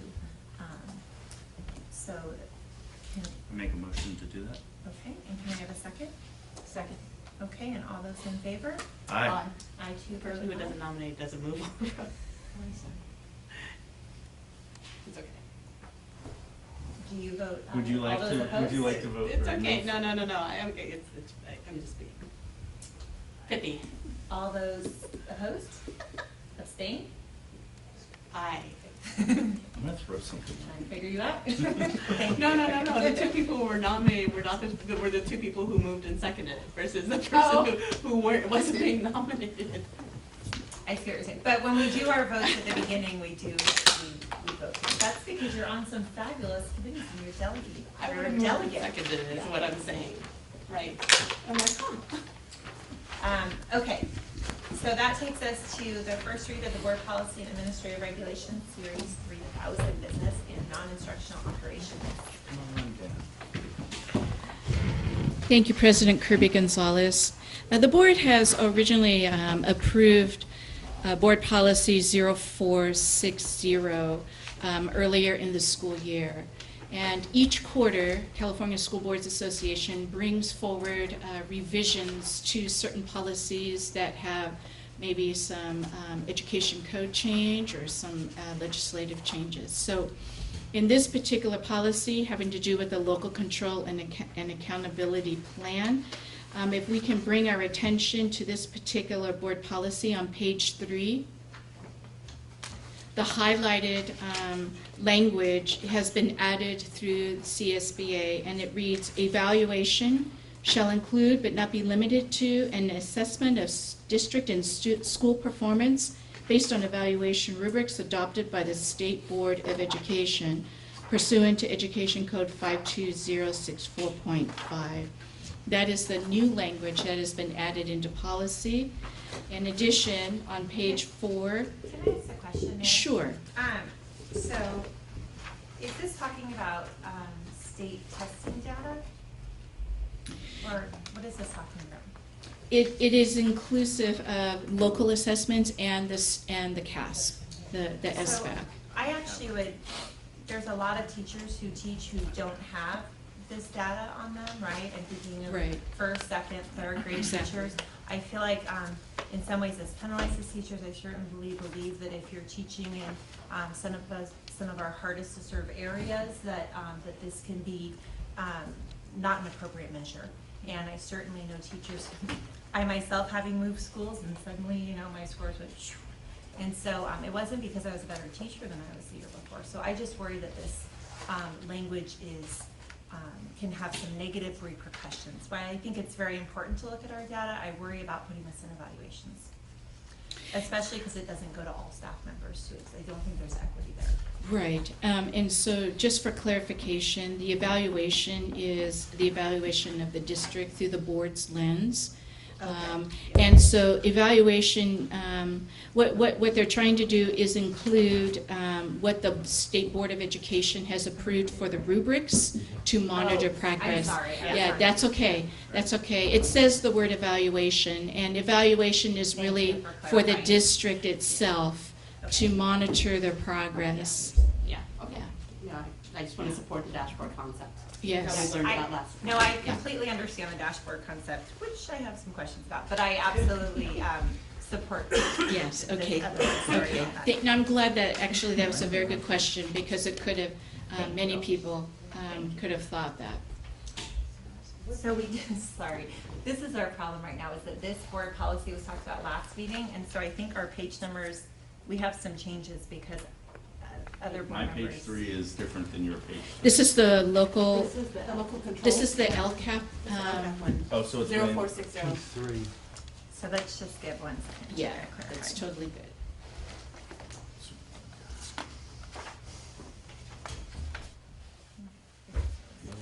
Very back, Very back. Oh, it's in the very, very back. Right. It's under governance. P3. I think you were looking at the Series 3000. Oh, Here, I yeah, must, yeah. oh, there it is. Got it, never Yes, mind. okay. My mistake. No, that's okay. And mine's a blue too, sorry, I put it in there. Okay. The second change that has been made is found on page 4. They've added the legal reference of learning communities for school success programs, grants for LCAP implementation. They've also, you see on page 5, added additional publications that CSBA has put out, promising practices for developing and implementing LCAP's governance brief in November of 2016. But more importantly, you see the language that has been taken out in regards to policies that dated back to 2013.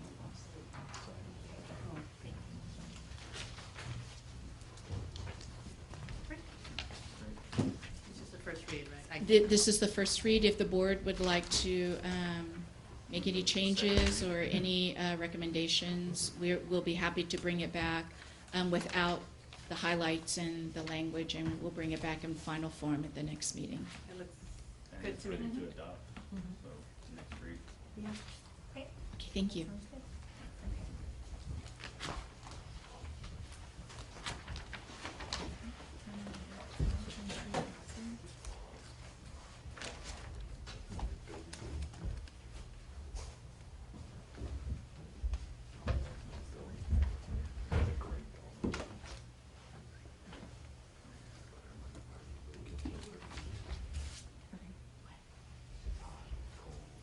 Okay, so now we have the P3, the first read of board policy and administrative regulations, series 3000, business and non-instructional operations. I apologize, we got turned on our policy. Now we're all straight. Now we've got our Thank you. binder, right? Okay, I here we go. apologize. There's a lot of policy and a lot of different pieces. Yes. Now we're, It's hard work, We're ready but to very go. important work. So, the Board of Trustees, we have looked and reviewed over Series 3000 as staff, and this is in regards to business and non-instructional operations. Before the board, there are certain page numbers on which staff has specifically looked at the policies and administrative regulations for implementation in our district. I want to thank Trustees Pizzotti and Trustee Wong for taking the time to really review this as part of the subcommittee for policies to front load the work for the rest of the board. So I'm wondering, having the page numbers and the recommended changes to be made, if the board would like to go through each page, or if the board would like to just call out certain pages that they have questions on to prepare for a second read at the next board meeting. Well, for example, I'm looking at page 5 and it has 3 options on there. So, right, it seems like the logical place to start Yeah. would be to go quickly through the highlights. Sure, we can do that. So the first one is page 5. Page 5, and of the series 3000. On page 5, there are 3 options for the board to choose in terms of a budget advisory committee. Currently, option 1 is our current practice, and so it would be up to the board if you would like to change that practice or stay with option 1. Do you want to start, trustee? No, go ahead. So, in discussions with the superintendent, we were actually thinking that it might make sense to have the possibility of establishing a budget advisory committee, right, a permissive action. Right, so it's more permissive, so it's either option 2 or 3, so I don't know if folks want to. Or the 2 you were interested in, that you get feedback from. So differing from current practice and allowing for the ability for a budget advisory committee to be established. And then if it's established, then staff would appoint or would make the decisions for options 3. Option 3 is actually a board subcommittee, so the board would add this to the reorganizational structure, where 2 board members would serve, and we would post and follow the Brown Act in this particular subcommittee. Okay. And then option 2 would not necessarily have to follow Brown Act, right? Right. This would be a meeting with you and your staff. Right. Correct, but as long as there's no quorum. Right. Yes. Right. Okay. I think that's kind of more the direction. That's where we were. Option 2? That's where Option we're 2. leaning, Yeah. unless, I mean, it's up for discussion, so. Right. I agree. That's where we were. Okay, so we will put in option 2 on that. Okay, the next look was on page 11, which is AR 3100. Page 11. We don't have anything highlighted. There's no highlights. You struck the note, but. Oh, okay, all right, so now let's go to page 60, how about that? 60? 26 has some 26 changes, has the fees, the transportation fees. but I think that wording is That's fine because for we me. don't charge Yeah. Let me see. transportation. I apologize, page 26? Yeah. That's the shall be transportation, made if necessary. Right. the establishment of transportation policy, we don't charge for transportation. Correct, we do not charge for So I transportation. didn't know what the option was. I'm just going through So- my tabs. I don't know, I think the discussion, trustee Pizzati, you can run us, is that currently we don't, but do we want to adopt this for, again, permissive action in the future if we're ever going to? Yeah, I didn't like the idea of it being directed with shall, and Yeah, I think. because we just don't may do is- it. Yeah. I mean, it just I doesn't think that's exist. great. We just don't do it. Yeah. And the other thing is, I know that I sent you some links about ESSA requirements to establish transportation policies for foster youth. That was required December 10th of 2016. So, wanting to do some work around that, about establishing those board policies around working with child welfare services to ensure transportation to school for origin. So I'm not sure that we've received that from California School Boards Association. Probably have not. But I can assure you that for all of our foster youth, as a matter of fact, I just spent time with one today, that we do absolutely provide every resource of transportation possible for our foster youth to attend the school of their Yeah, choice. So but I think that ESSA requires the establishment of a board policy. So not that we may be doing it, but it requires the establishment of a board policy by December 10th. So I will check with CSBA, and if they do not have an established policy, I will ask my colleagues. Great. I'm happy to provide you one. We can perhaps have established one in my organization. Okay. So it looks like 28 is the same one. Then the next one is page 28. And 29. It's the fee schedule. Yeah. Right. For transportation. Right. So just for clarification, we're staying with May permissive? Yeah. Should something happen in the future? Great. Okay. Our next one, I believe, is page 60.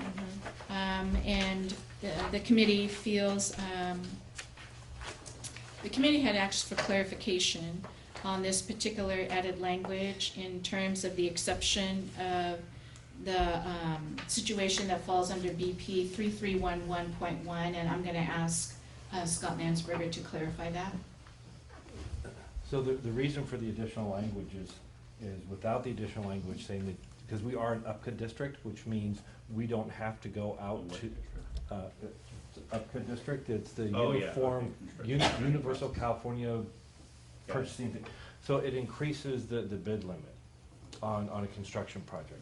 Without that reference to 3111, you basically then are gonna have to go out to bid for every construction project over $15,000, which would be counterintuitive to why we went through the entire process of becoming an UPCA district so that we could go up to $175,000. So all this does is it references you to 3111 to say, for construction projects that qualify under UPCA, the limit's $175,000. Yeah, we just didn't know what that was referenced to. Yeah. But I don't know. I don't know Trustee if it was a Posada, you may problem, have it was- more expertise I than think that. more my concern was, I didn't know if this was an issue where we have an established limit where we are getting contracts in, like, if it's under $150,000 or something like that, we automatically use this list of contractors or something along those lines. I didn't understand what was trying, so I didn't understand why we were adding this 311.1 language and why it hadn't been included in the first place and why it wasn't in there. Is this a new code section or? It's not new, and it's actually, it starts on page 68, is BP 3311. And again, the purpose behind it is so that you don't have to go out and formally bid. If you had to go out and formally bid a construction project over $15,000, it's a very, very small project. It slows the project down. It creates additional costs and additional burden on the project. So all this does is, because if you read this by itself, and I go out on a construction project and I don't go to a formal bidding process at a $20,000 project, somebody can come back and say we're in violation of this administrative regulation. The administrative regulation points back to the board policy that says an UPCA district and qualifying, you go under different. So what is the level of where you have to go out to bid? I have to go out to formal bid for everything over $175,000 on construction. For non-construction, I believe it's 88 now. Okay. Okay, thank you. Page 83.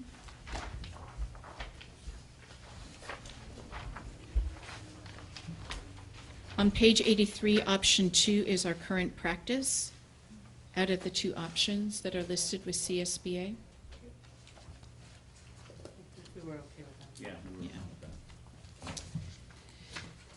Our next section is page 98.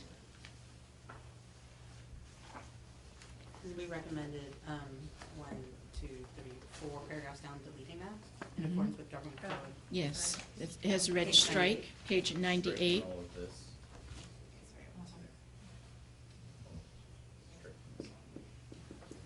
And this is, has to do with this allowing the superintendent to settle claims without board. Okay. Right.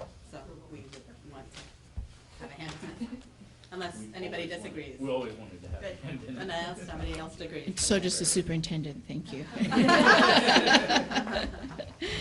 Okay, our next look at the policy, it's at an administrative regulation, which is on page 120. Oh, we have Oh, 105. sorry, What's it, 105, 105? I don't have a tab on 105. So this is looking at meal. 105 is the different options. Option 1 is preferred. So it's either per diem or actual cost, right? Yes, thank you, So that's the- right. So the discussion is, and again, we had a lengthy discussion, and I think it's good for the board to have this, is right now we actually pay for all costs. So if you have a $1,000 meal at some, like you, for conference, we actually, by board policy, could reimburse all of that Right. versus a per diem that we set in cap. So Right. I think, from my perspective and Trustee Pizzati's, is that we were leaning towards more per diem, which made a lot of sense. But again, this is up for discussion for the board, right? Because right now, it is 100%, the practice is to reimburse everything. And it was, Not that people are going out having $1,000 meals. Right. It's an extreme example. I'm trying to think of what other policies I've seen, and they've been like not to exceed X amount of money per day, or, Right. you know, it was something Well- like that, but there was still receipts. I know in the state, what they do is they do like, you know, $15 for breakfast, 25 for lunch, and no more than 40 or so for dinner, somewhere along those lines. But it's not to exceed in a certain amount, right? And I think that's kind of the mentality we were having. I would say the only reason why I would take that mentality right now is given our current fiscal climate and what we're looking at going forward. We want to, you know, limit any and all extra expenses where it could potentially be something that it's a great expense to our district. You know, but at the same time, it's, you know, I'm not set in stone. I would just like to see for this period, maybe we can look at this, and if we need to reevaluate in the future, we can reevaluate in the future when we maybe are a little more flush with cash. But even if we reflect it, I think it's just most of the positions I've ever been in, whether it Has be always school been this way. districts or Always been public this way, service, or right? even now, Unless- any nonprofits I've yeah. been, there's always been a per diem policy about reimbursement for meals and travel. Right. So that's just my For orientation actual for costs, right. organizations that have very limited budgets. So I wonder, just two things that go through my head is, one, if it, one question I wonder is if people are spending less than per diem, you know, if it would be a cost savings to do that, because maybe people are spending less, we don't know. But two, it seems like staff work of tracking the paperwork, it seems like it might be easier for staff to do a per diem, because then you're not having to track that, but it sounds like staff's recommendation is option one. Is that what you're saying? I'm going to let Scott Landsberger add some comments to this. And as I'm listening to the board's conversation, I think I read these two options different than the board has. Option one says that we will reimburse on receipt for a maximum amount for breakfast, lunch, and dinner is set by the board. When you're in option two as a per diem, that per diem amount is set by federal income tax purposes, and there are no receipts required. Right. And then you have to go back and track, and when somebody has gone at a conference, well, did the conference actually supply dinner? And the person is turning in per diem for everything, and you have to do all this other paperwork to verify it, where option one forces the employee to prove that they had the meal, and then you cap, we will give X for breakfast, lunch, or dinner, because I have to bring you a receipt. That makes sense Yeah, to me. that- Yeah. okay. So it In says per the in per diem, they do maximum not is have to bring you a $7,000. receipt. There's no receipts required for per diem. Okay. And that's the difference in between the two. I'm happy with staff recommendation based on that clarification, unless others have. With per diem?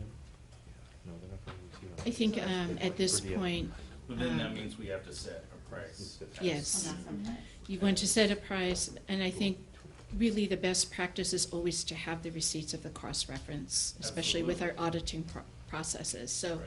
that's why I think option one is being recommended specifically just for the receipts. Now, it would be up to the board then to determine the maximum amount.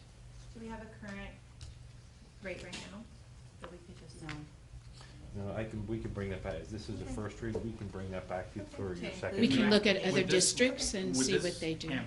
Would this hamper your ability to, say, go to CSBA and buy dinner on, you know, the company card, or not the company card, but on the district card for, you know, cabinet members, or if you're out together as a gathering, kind of as a retreat sort of thing, would it be hampering at all to that? It would be for attending conferences such as CSBA.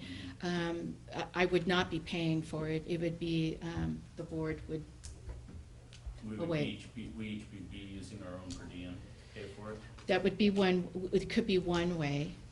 Or it could be that it is on the district's card, and it would have to not exceed a certain amount. To be honest, putting on another hat, I think the board should follow the policy, maybe, and maybe a fancy dinner, you know, and we're looking at taxpayer money, I think okay it's with wise that we walk in the same shoes that we're asking the students.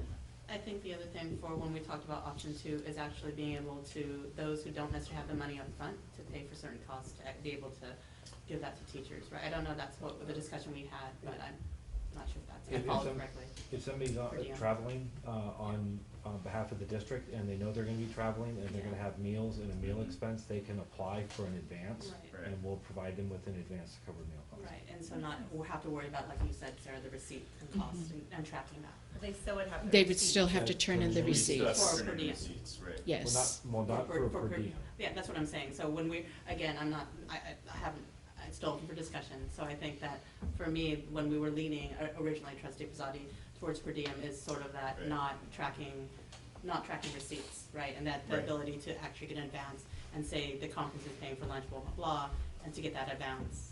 Right, I didn't want, the idea behind it was, I didn't want staff to be out of pocket and Right. then being reimbursed for it. I wanted staff to have money in pocket first, Going into the conference. going into the conference, knowing that they had the ability to actually pay for something where Right. they don't have to, if they're short on cash this month, they have to worry about whether or not I got enough cash to pay for, Right. you know, breakfast, lunch, and dinner while I'm at this, you know, event that I'm being sent to by the district. So I'm actually working, but do I have enough money to actually pay for something? Because maybe somebody doesn't quite have all that. But it sounds like that's rectified to keep the accountability of the receipts, but by asking for the advance. No, Correct. Well, no, not if we go with option one. So we're talking about No. option two right now. If we choose option two, right? Right. Option one is just, we have to establish They can ask for. Well, if in option one, you establish a maximum amount per meal period. And somebody's going to a conference and they come and ask for a cash advance and they're gonna have a breakfast, lunch and dinner and you're at $10, $20 and $30, we'll give them a cash advance of $60 for the day. And that would cover, and then they'd have to bring back the receipt showing that they spent $10, $20 and $30 on their 3 meals, and if they didn't, then they owe the district money back. And then But they option have two, to they don't, attach they it don't in. have to approve. Huh? And option two, they don't have to approve? No, per diem you don't have to prove, but you wouldn't give them a, well, you could give them a cash advance and they would not have to prove it, that's correct, it's per diem. But your per diem is going to be dictated By by, the feds. by tax and by the area that you're in, they go, that's your per diem, it's set, it's done. well, not if we set an amount. No, that'd be the option No, one. That's option two one. is Federal tax purposes for per diem, Okay. with no I'm receipt. sorry. That's the key, if no receipt. No you receipt, have to federal tax go under rules, the federal limited by, guidelines. limited by whatever the feds decide per Right. diem is. That's right. And do we know what that amount is? For this area, not off the top of my head, no. Well, that's not what I'm worried about. I'm not worried about for this area. I'm worried about if we travel to Los Angeles or San Diego, or if we travel to San Francisco, and the cost of everything there is much greater than it is for here. So if we go to a conference, or if we send our teachers or our staff to a conference down in, you know, San Diego for whatever educational or training purposes, then is $10 for breakfast, $15 for lunch, and $25 for dinner going to cover their expenses? I don't think so. I mean, that's just my, you know, curiosity. I have a feeling staff There needs to be some these are research on very it. exciting opportunities to be able to go to a paid conference in San Diego, and so, I know I don't wanna be here Right. for, you know. I just don't wanna hamstring staff and going to McDonald's for breakfast, right? So, That was discussion, yeah. you know, that was kind of our discussion item, was like, we want people to actually go to a decent, we're sending you to this place, we want you to go have good breakfast, lunch, and dinner, and so forth. But, you know, even if you stayed at a hotel, you know, and you got breakfast at a hotel, it's gonna be X number of dollars. So, I wanna make sure our staff are taken care of. So, that was my thought. So no receipts, federally mandated receipts, and we set our own bars, or set our own caps. Correct, and the per diem's gonna, like you said, if you're in LA, the per diem's gonna be different. Right. Than And if we set it Sacramento. something right now, I agree. And if you set a dollar amount, we could always have something where there's a dollar amount that we could, you know, try and come up with. We can look and see what other people have, where you can try and capture exactly what you're talking about, for when you're in an area where the cost is more expensive. So that cost would be according to area? We can look and see how complicated it would be to do something like that, but. Then I worry about staff. I mean, we're talking about streamlining a process and making it efficient. And then I worry that now staff is taking time looking at different regions. And I just want to make sure Yeah. that we're being really smart about this, because now suddenly we have people who,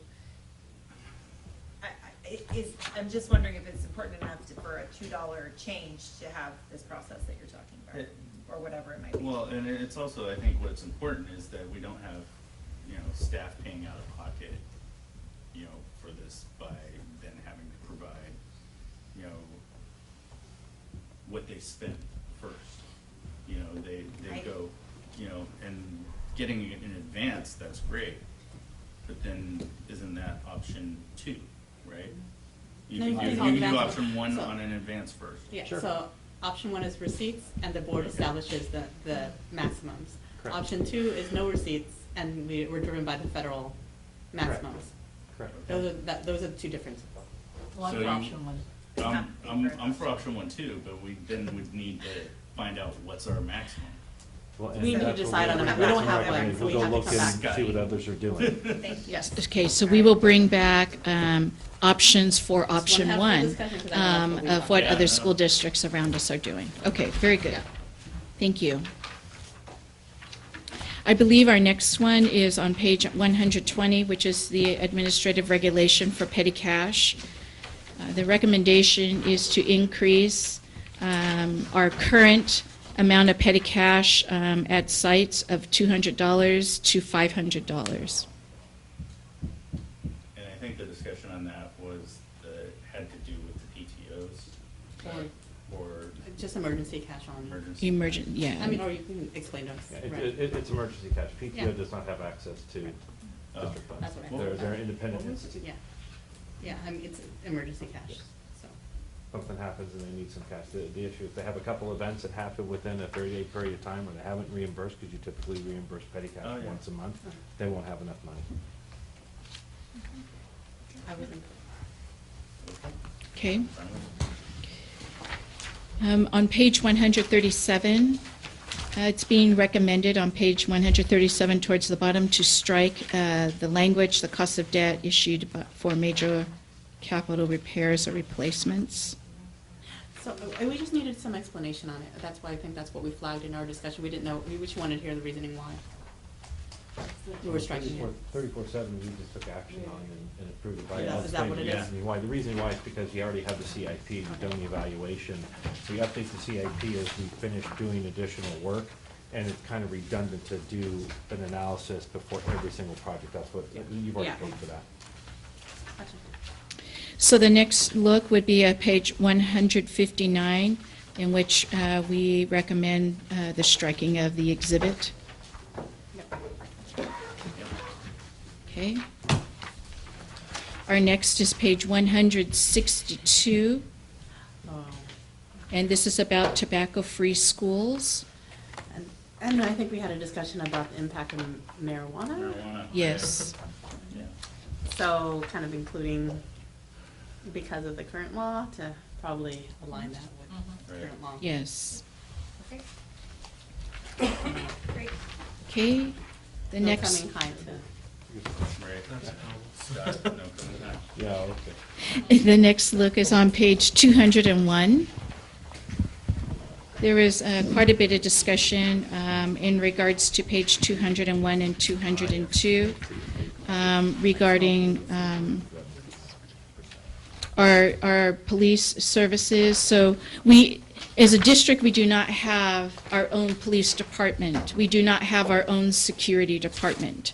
We have a contract with West Sacramento Police. And so we actually, that's why we're striking option 1. We do not have our own security. Any questions? Okay. All right. And then the next one is on page 208 in regards to recovery for property loss or damage. Yeah. Yep. Okay. That's one, yep.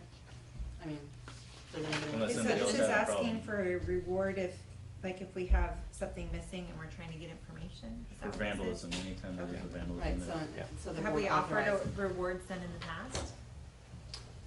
Not that I'm aware of, because we haven't had vandalism that's gotten to a dollar amount that would warrant. 2,500. Like somebody takes a joyride in the car and then you find the actual car and then you see it's been painted all over. Just kidding. I honestly, in my years of experience, I've never really used. They got a policy for it. Yeah. I prefer like. We've never yeah, really. We're gonna spend money on security cameras at some of our sites, might be better, but okay. On page 220, this is a policy in regards to firearms on school grounds. And Trustee Pizzotti, this is all yours. Yeah. Ain't nobody having a gun on campus. That's basically the bottom line of how we felt. Concealed weapons permits should be not even prohibited or permitted. That was kind of how I felt. And if somebody has a concealed weapons permit, then they need to be in touch with the superintendent ASAP. But even then, they should be leaving that in the car. Yeah. There's no reason why there's a gun on any campus. So that would be option 1. Yeah, we put peace officer in there. Yeah, That's the on only- option 1, where we shall not grant permission to any individual.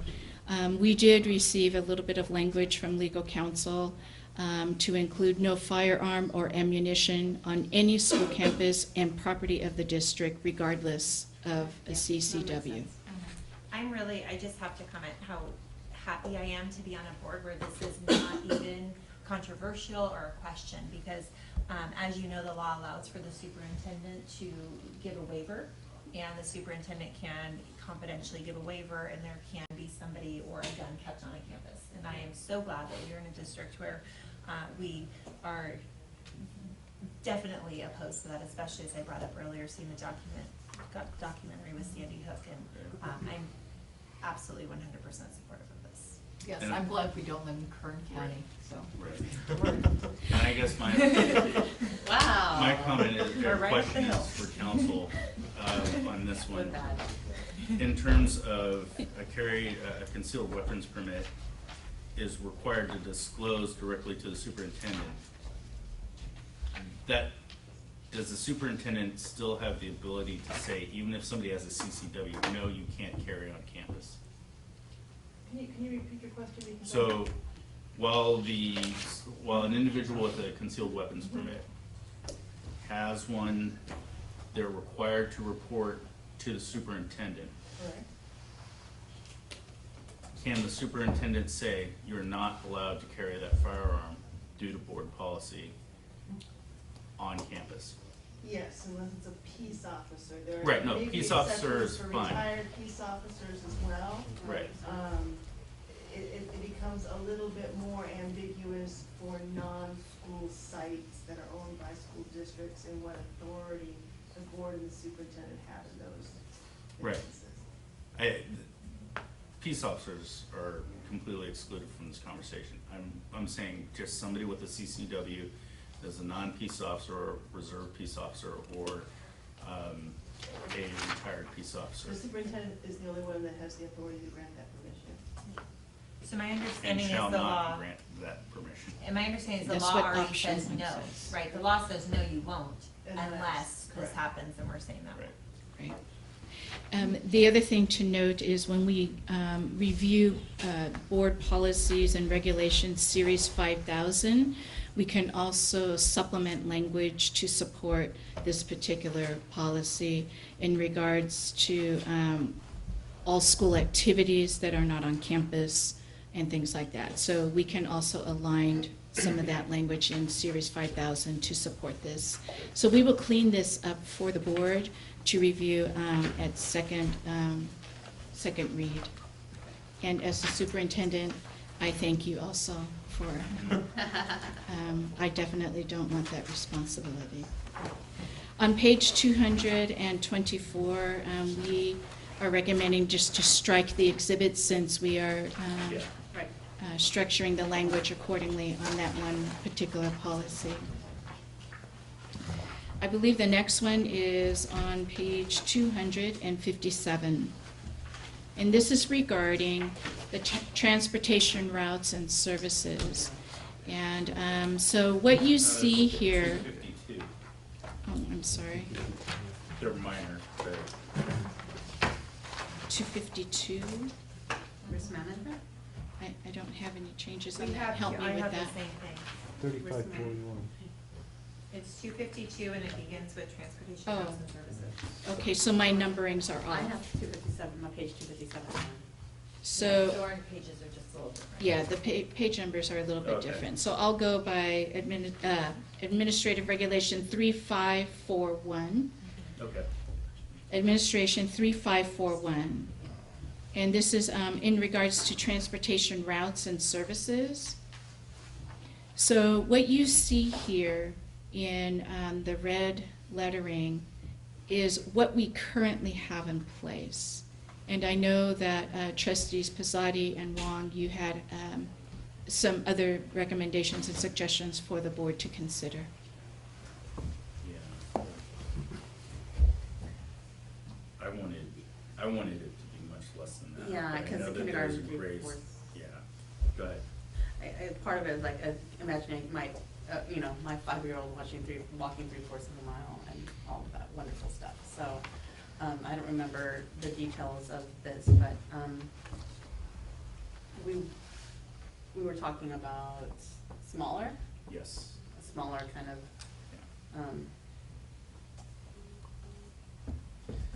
My question would be, after doing a couple of, like, going through,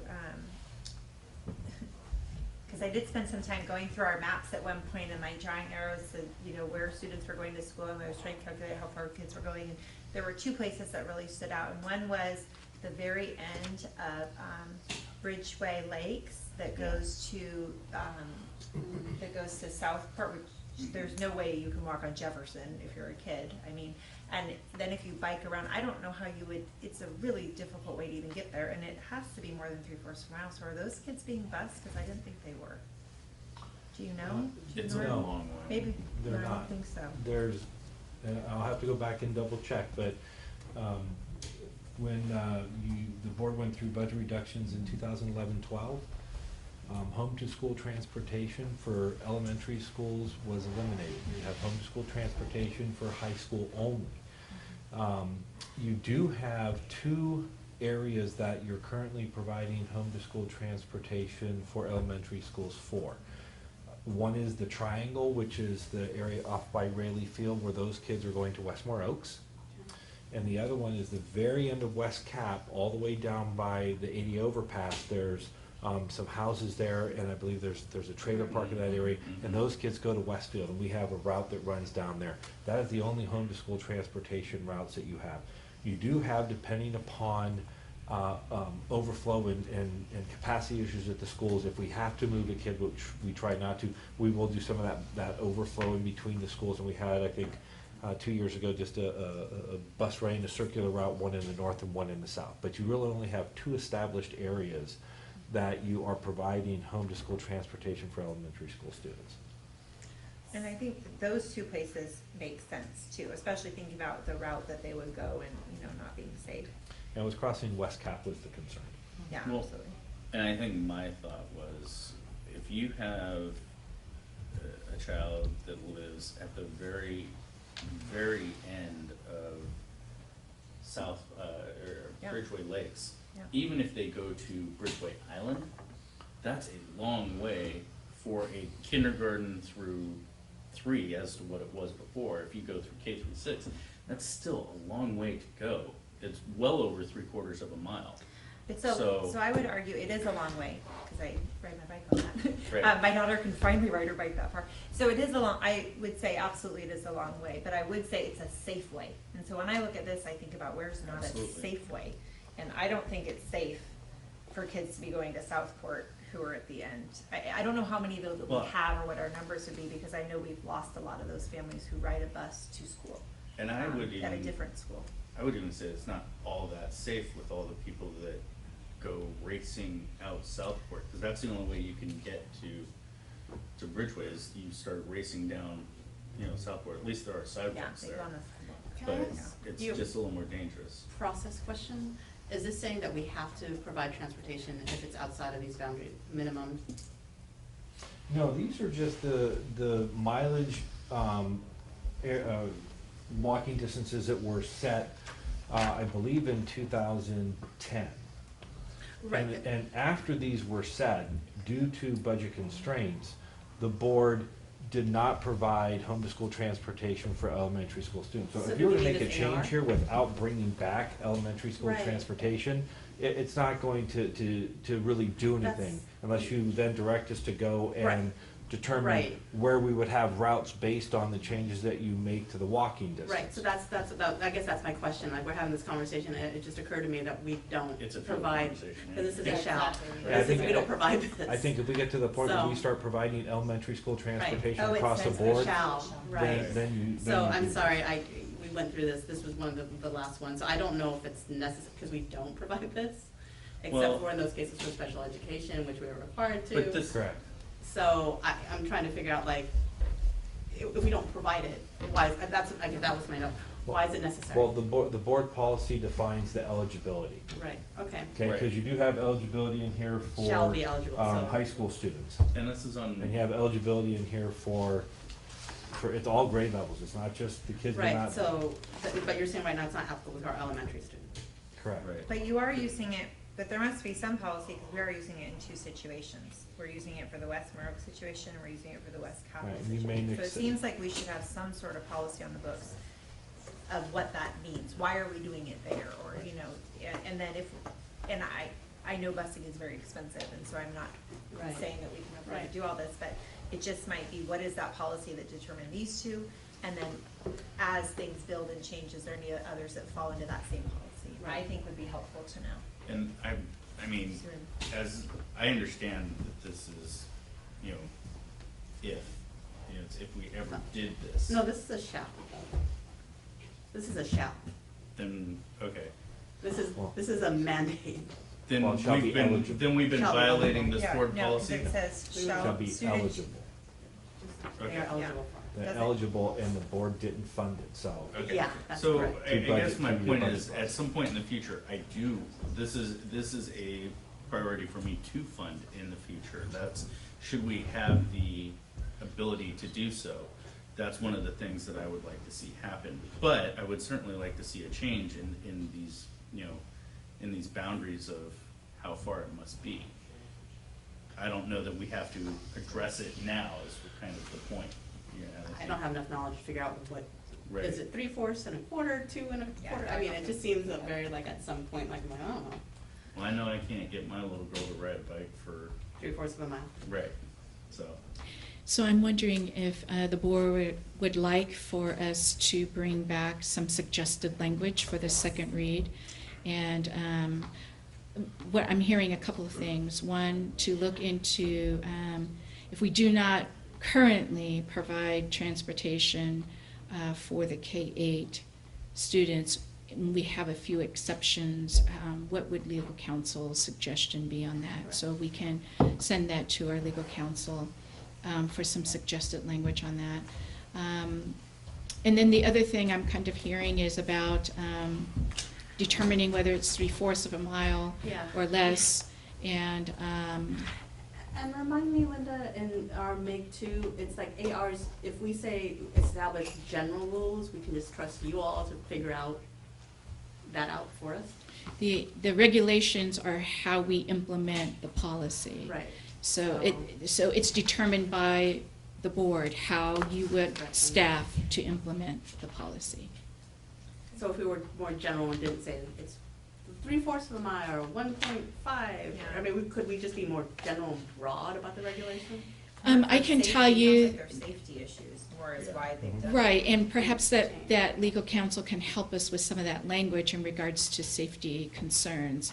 Right. In one of my districts that I previously served in, they were very specific and by grade levels, 1 mile, 2 miles, 3 miles. Yeah, as the CSBA recommends. but- Yeah, so I don't know what it currently is in that district, but I think to also, you know, to give guidance to the business services and transportation departments when requests come forward, we want to make sure that we have policies that really do give us the parameters and on how to conduct the business and the policy. So why don't we bring back some suggested language, and we can always have another read on this one afterwards. We can pull that out if the rest of the series is ready. We can always pull this one out and have a third read if you want to do that.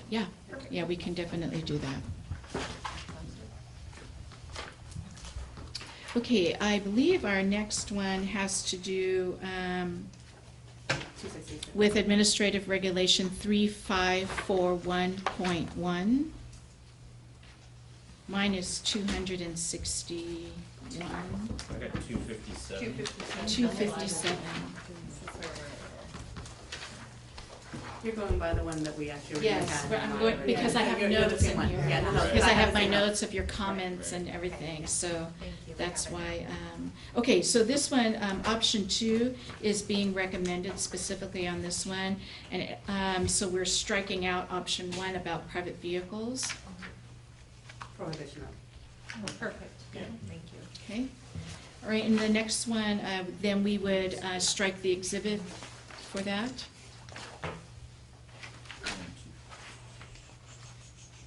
Am I correct?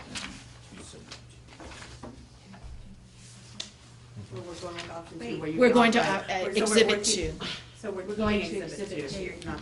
Oh, right. Because this goes with, thank you for Okay. I'm hoping that we're all on the same page now. We should be on page 272, which is Administrative Regulation for Transportation Safety and Emergencies. So the only thing we did here was strike the cautionary note.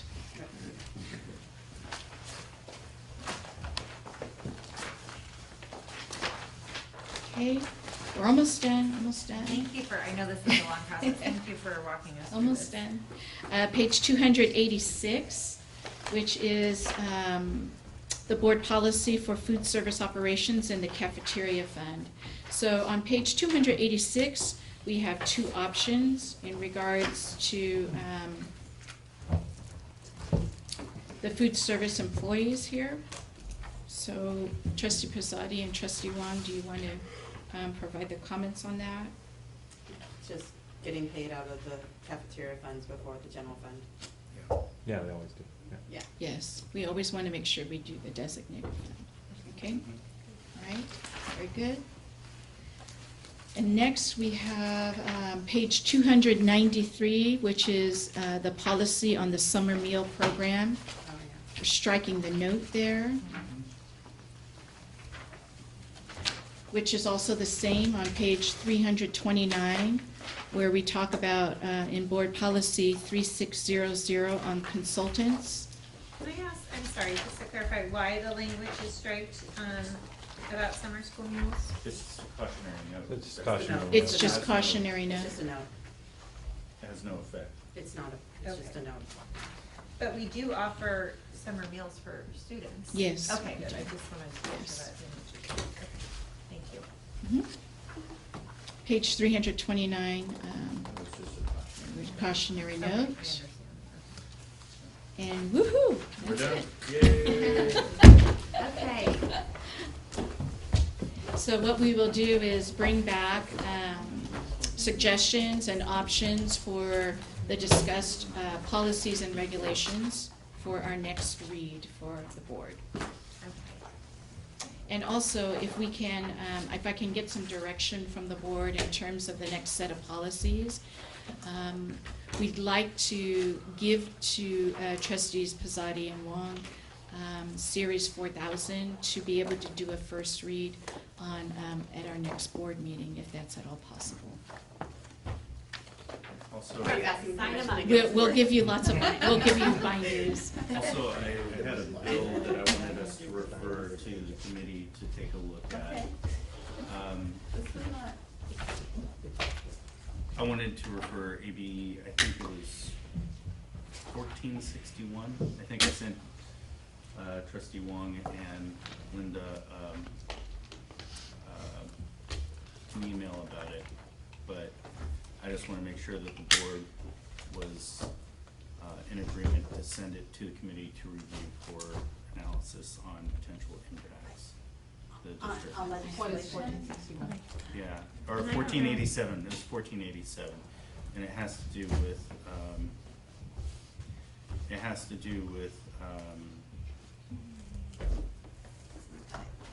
I don't know if this is the appropriate It's not time to appropriate ask for time, that, yeah. or if we, I would Okay. say that, yeah, this Yeah, isn't the time to.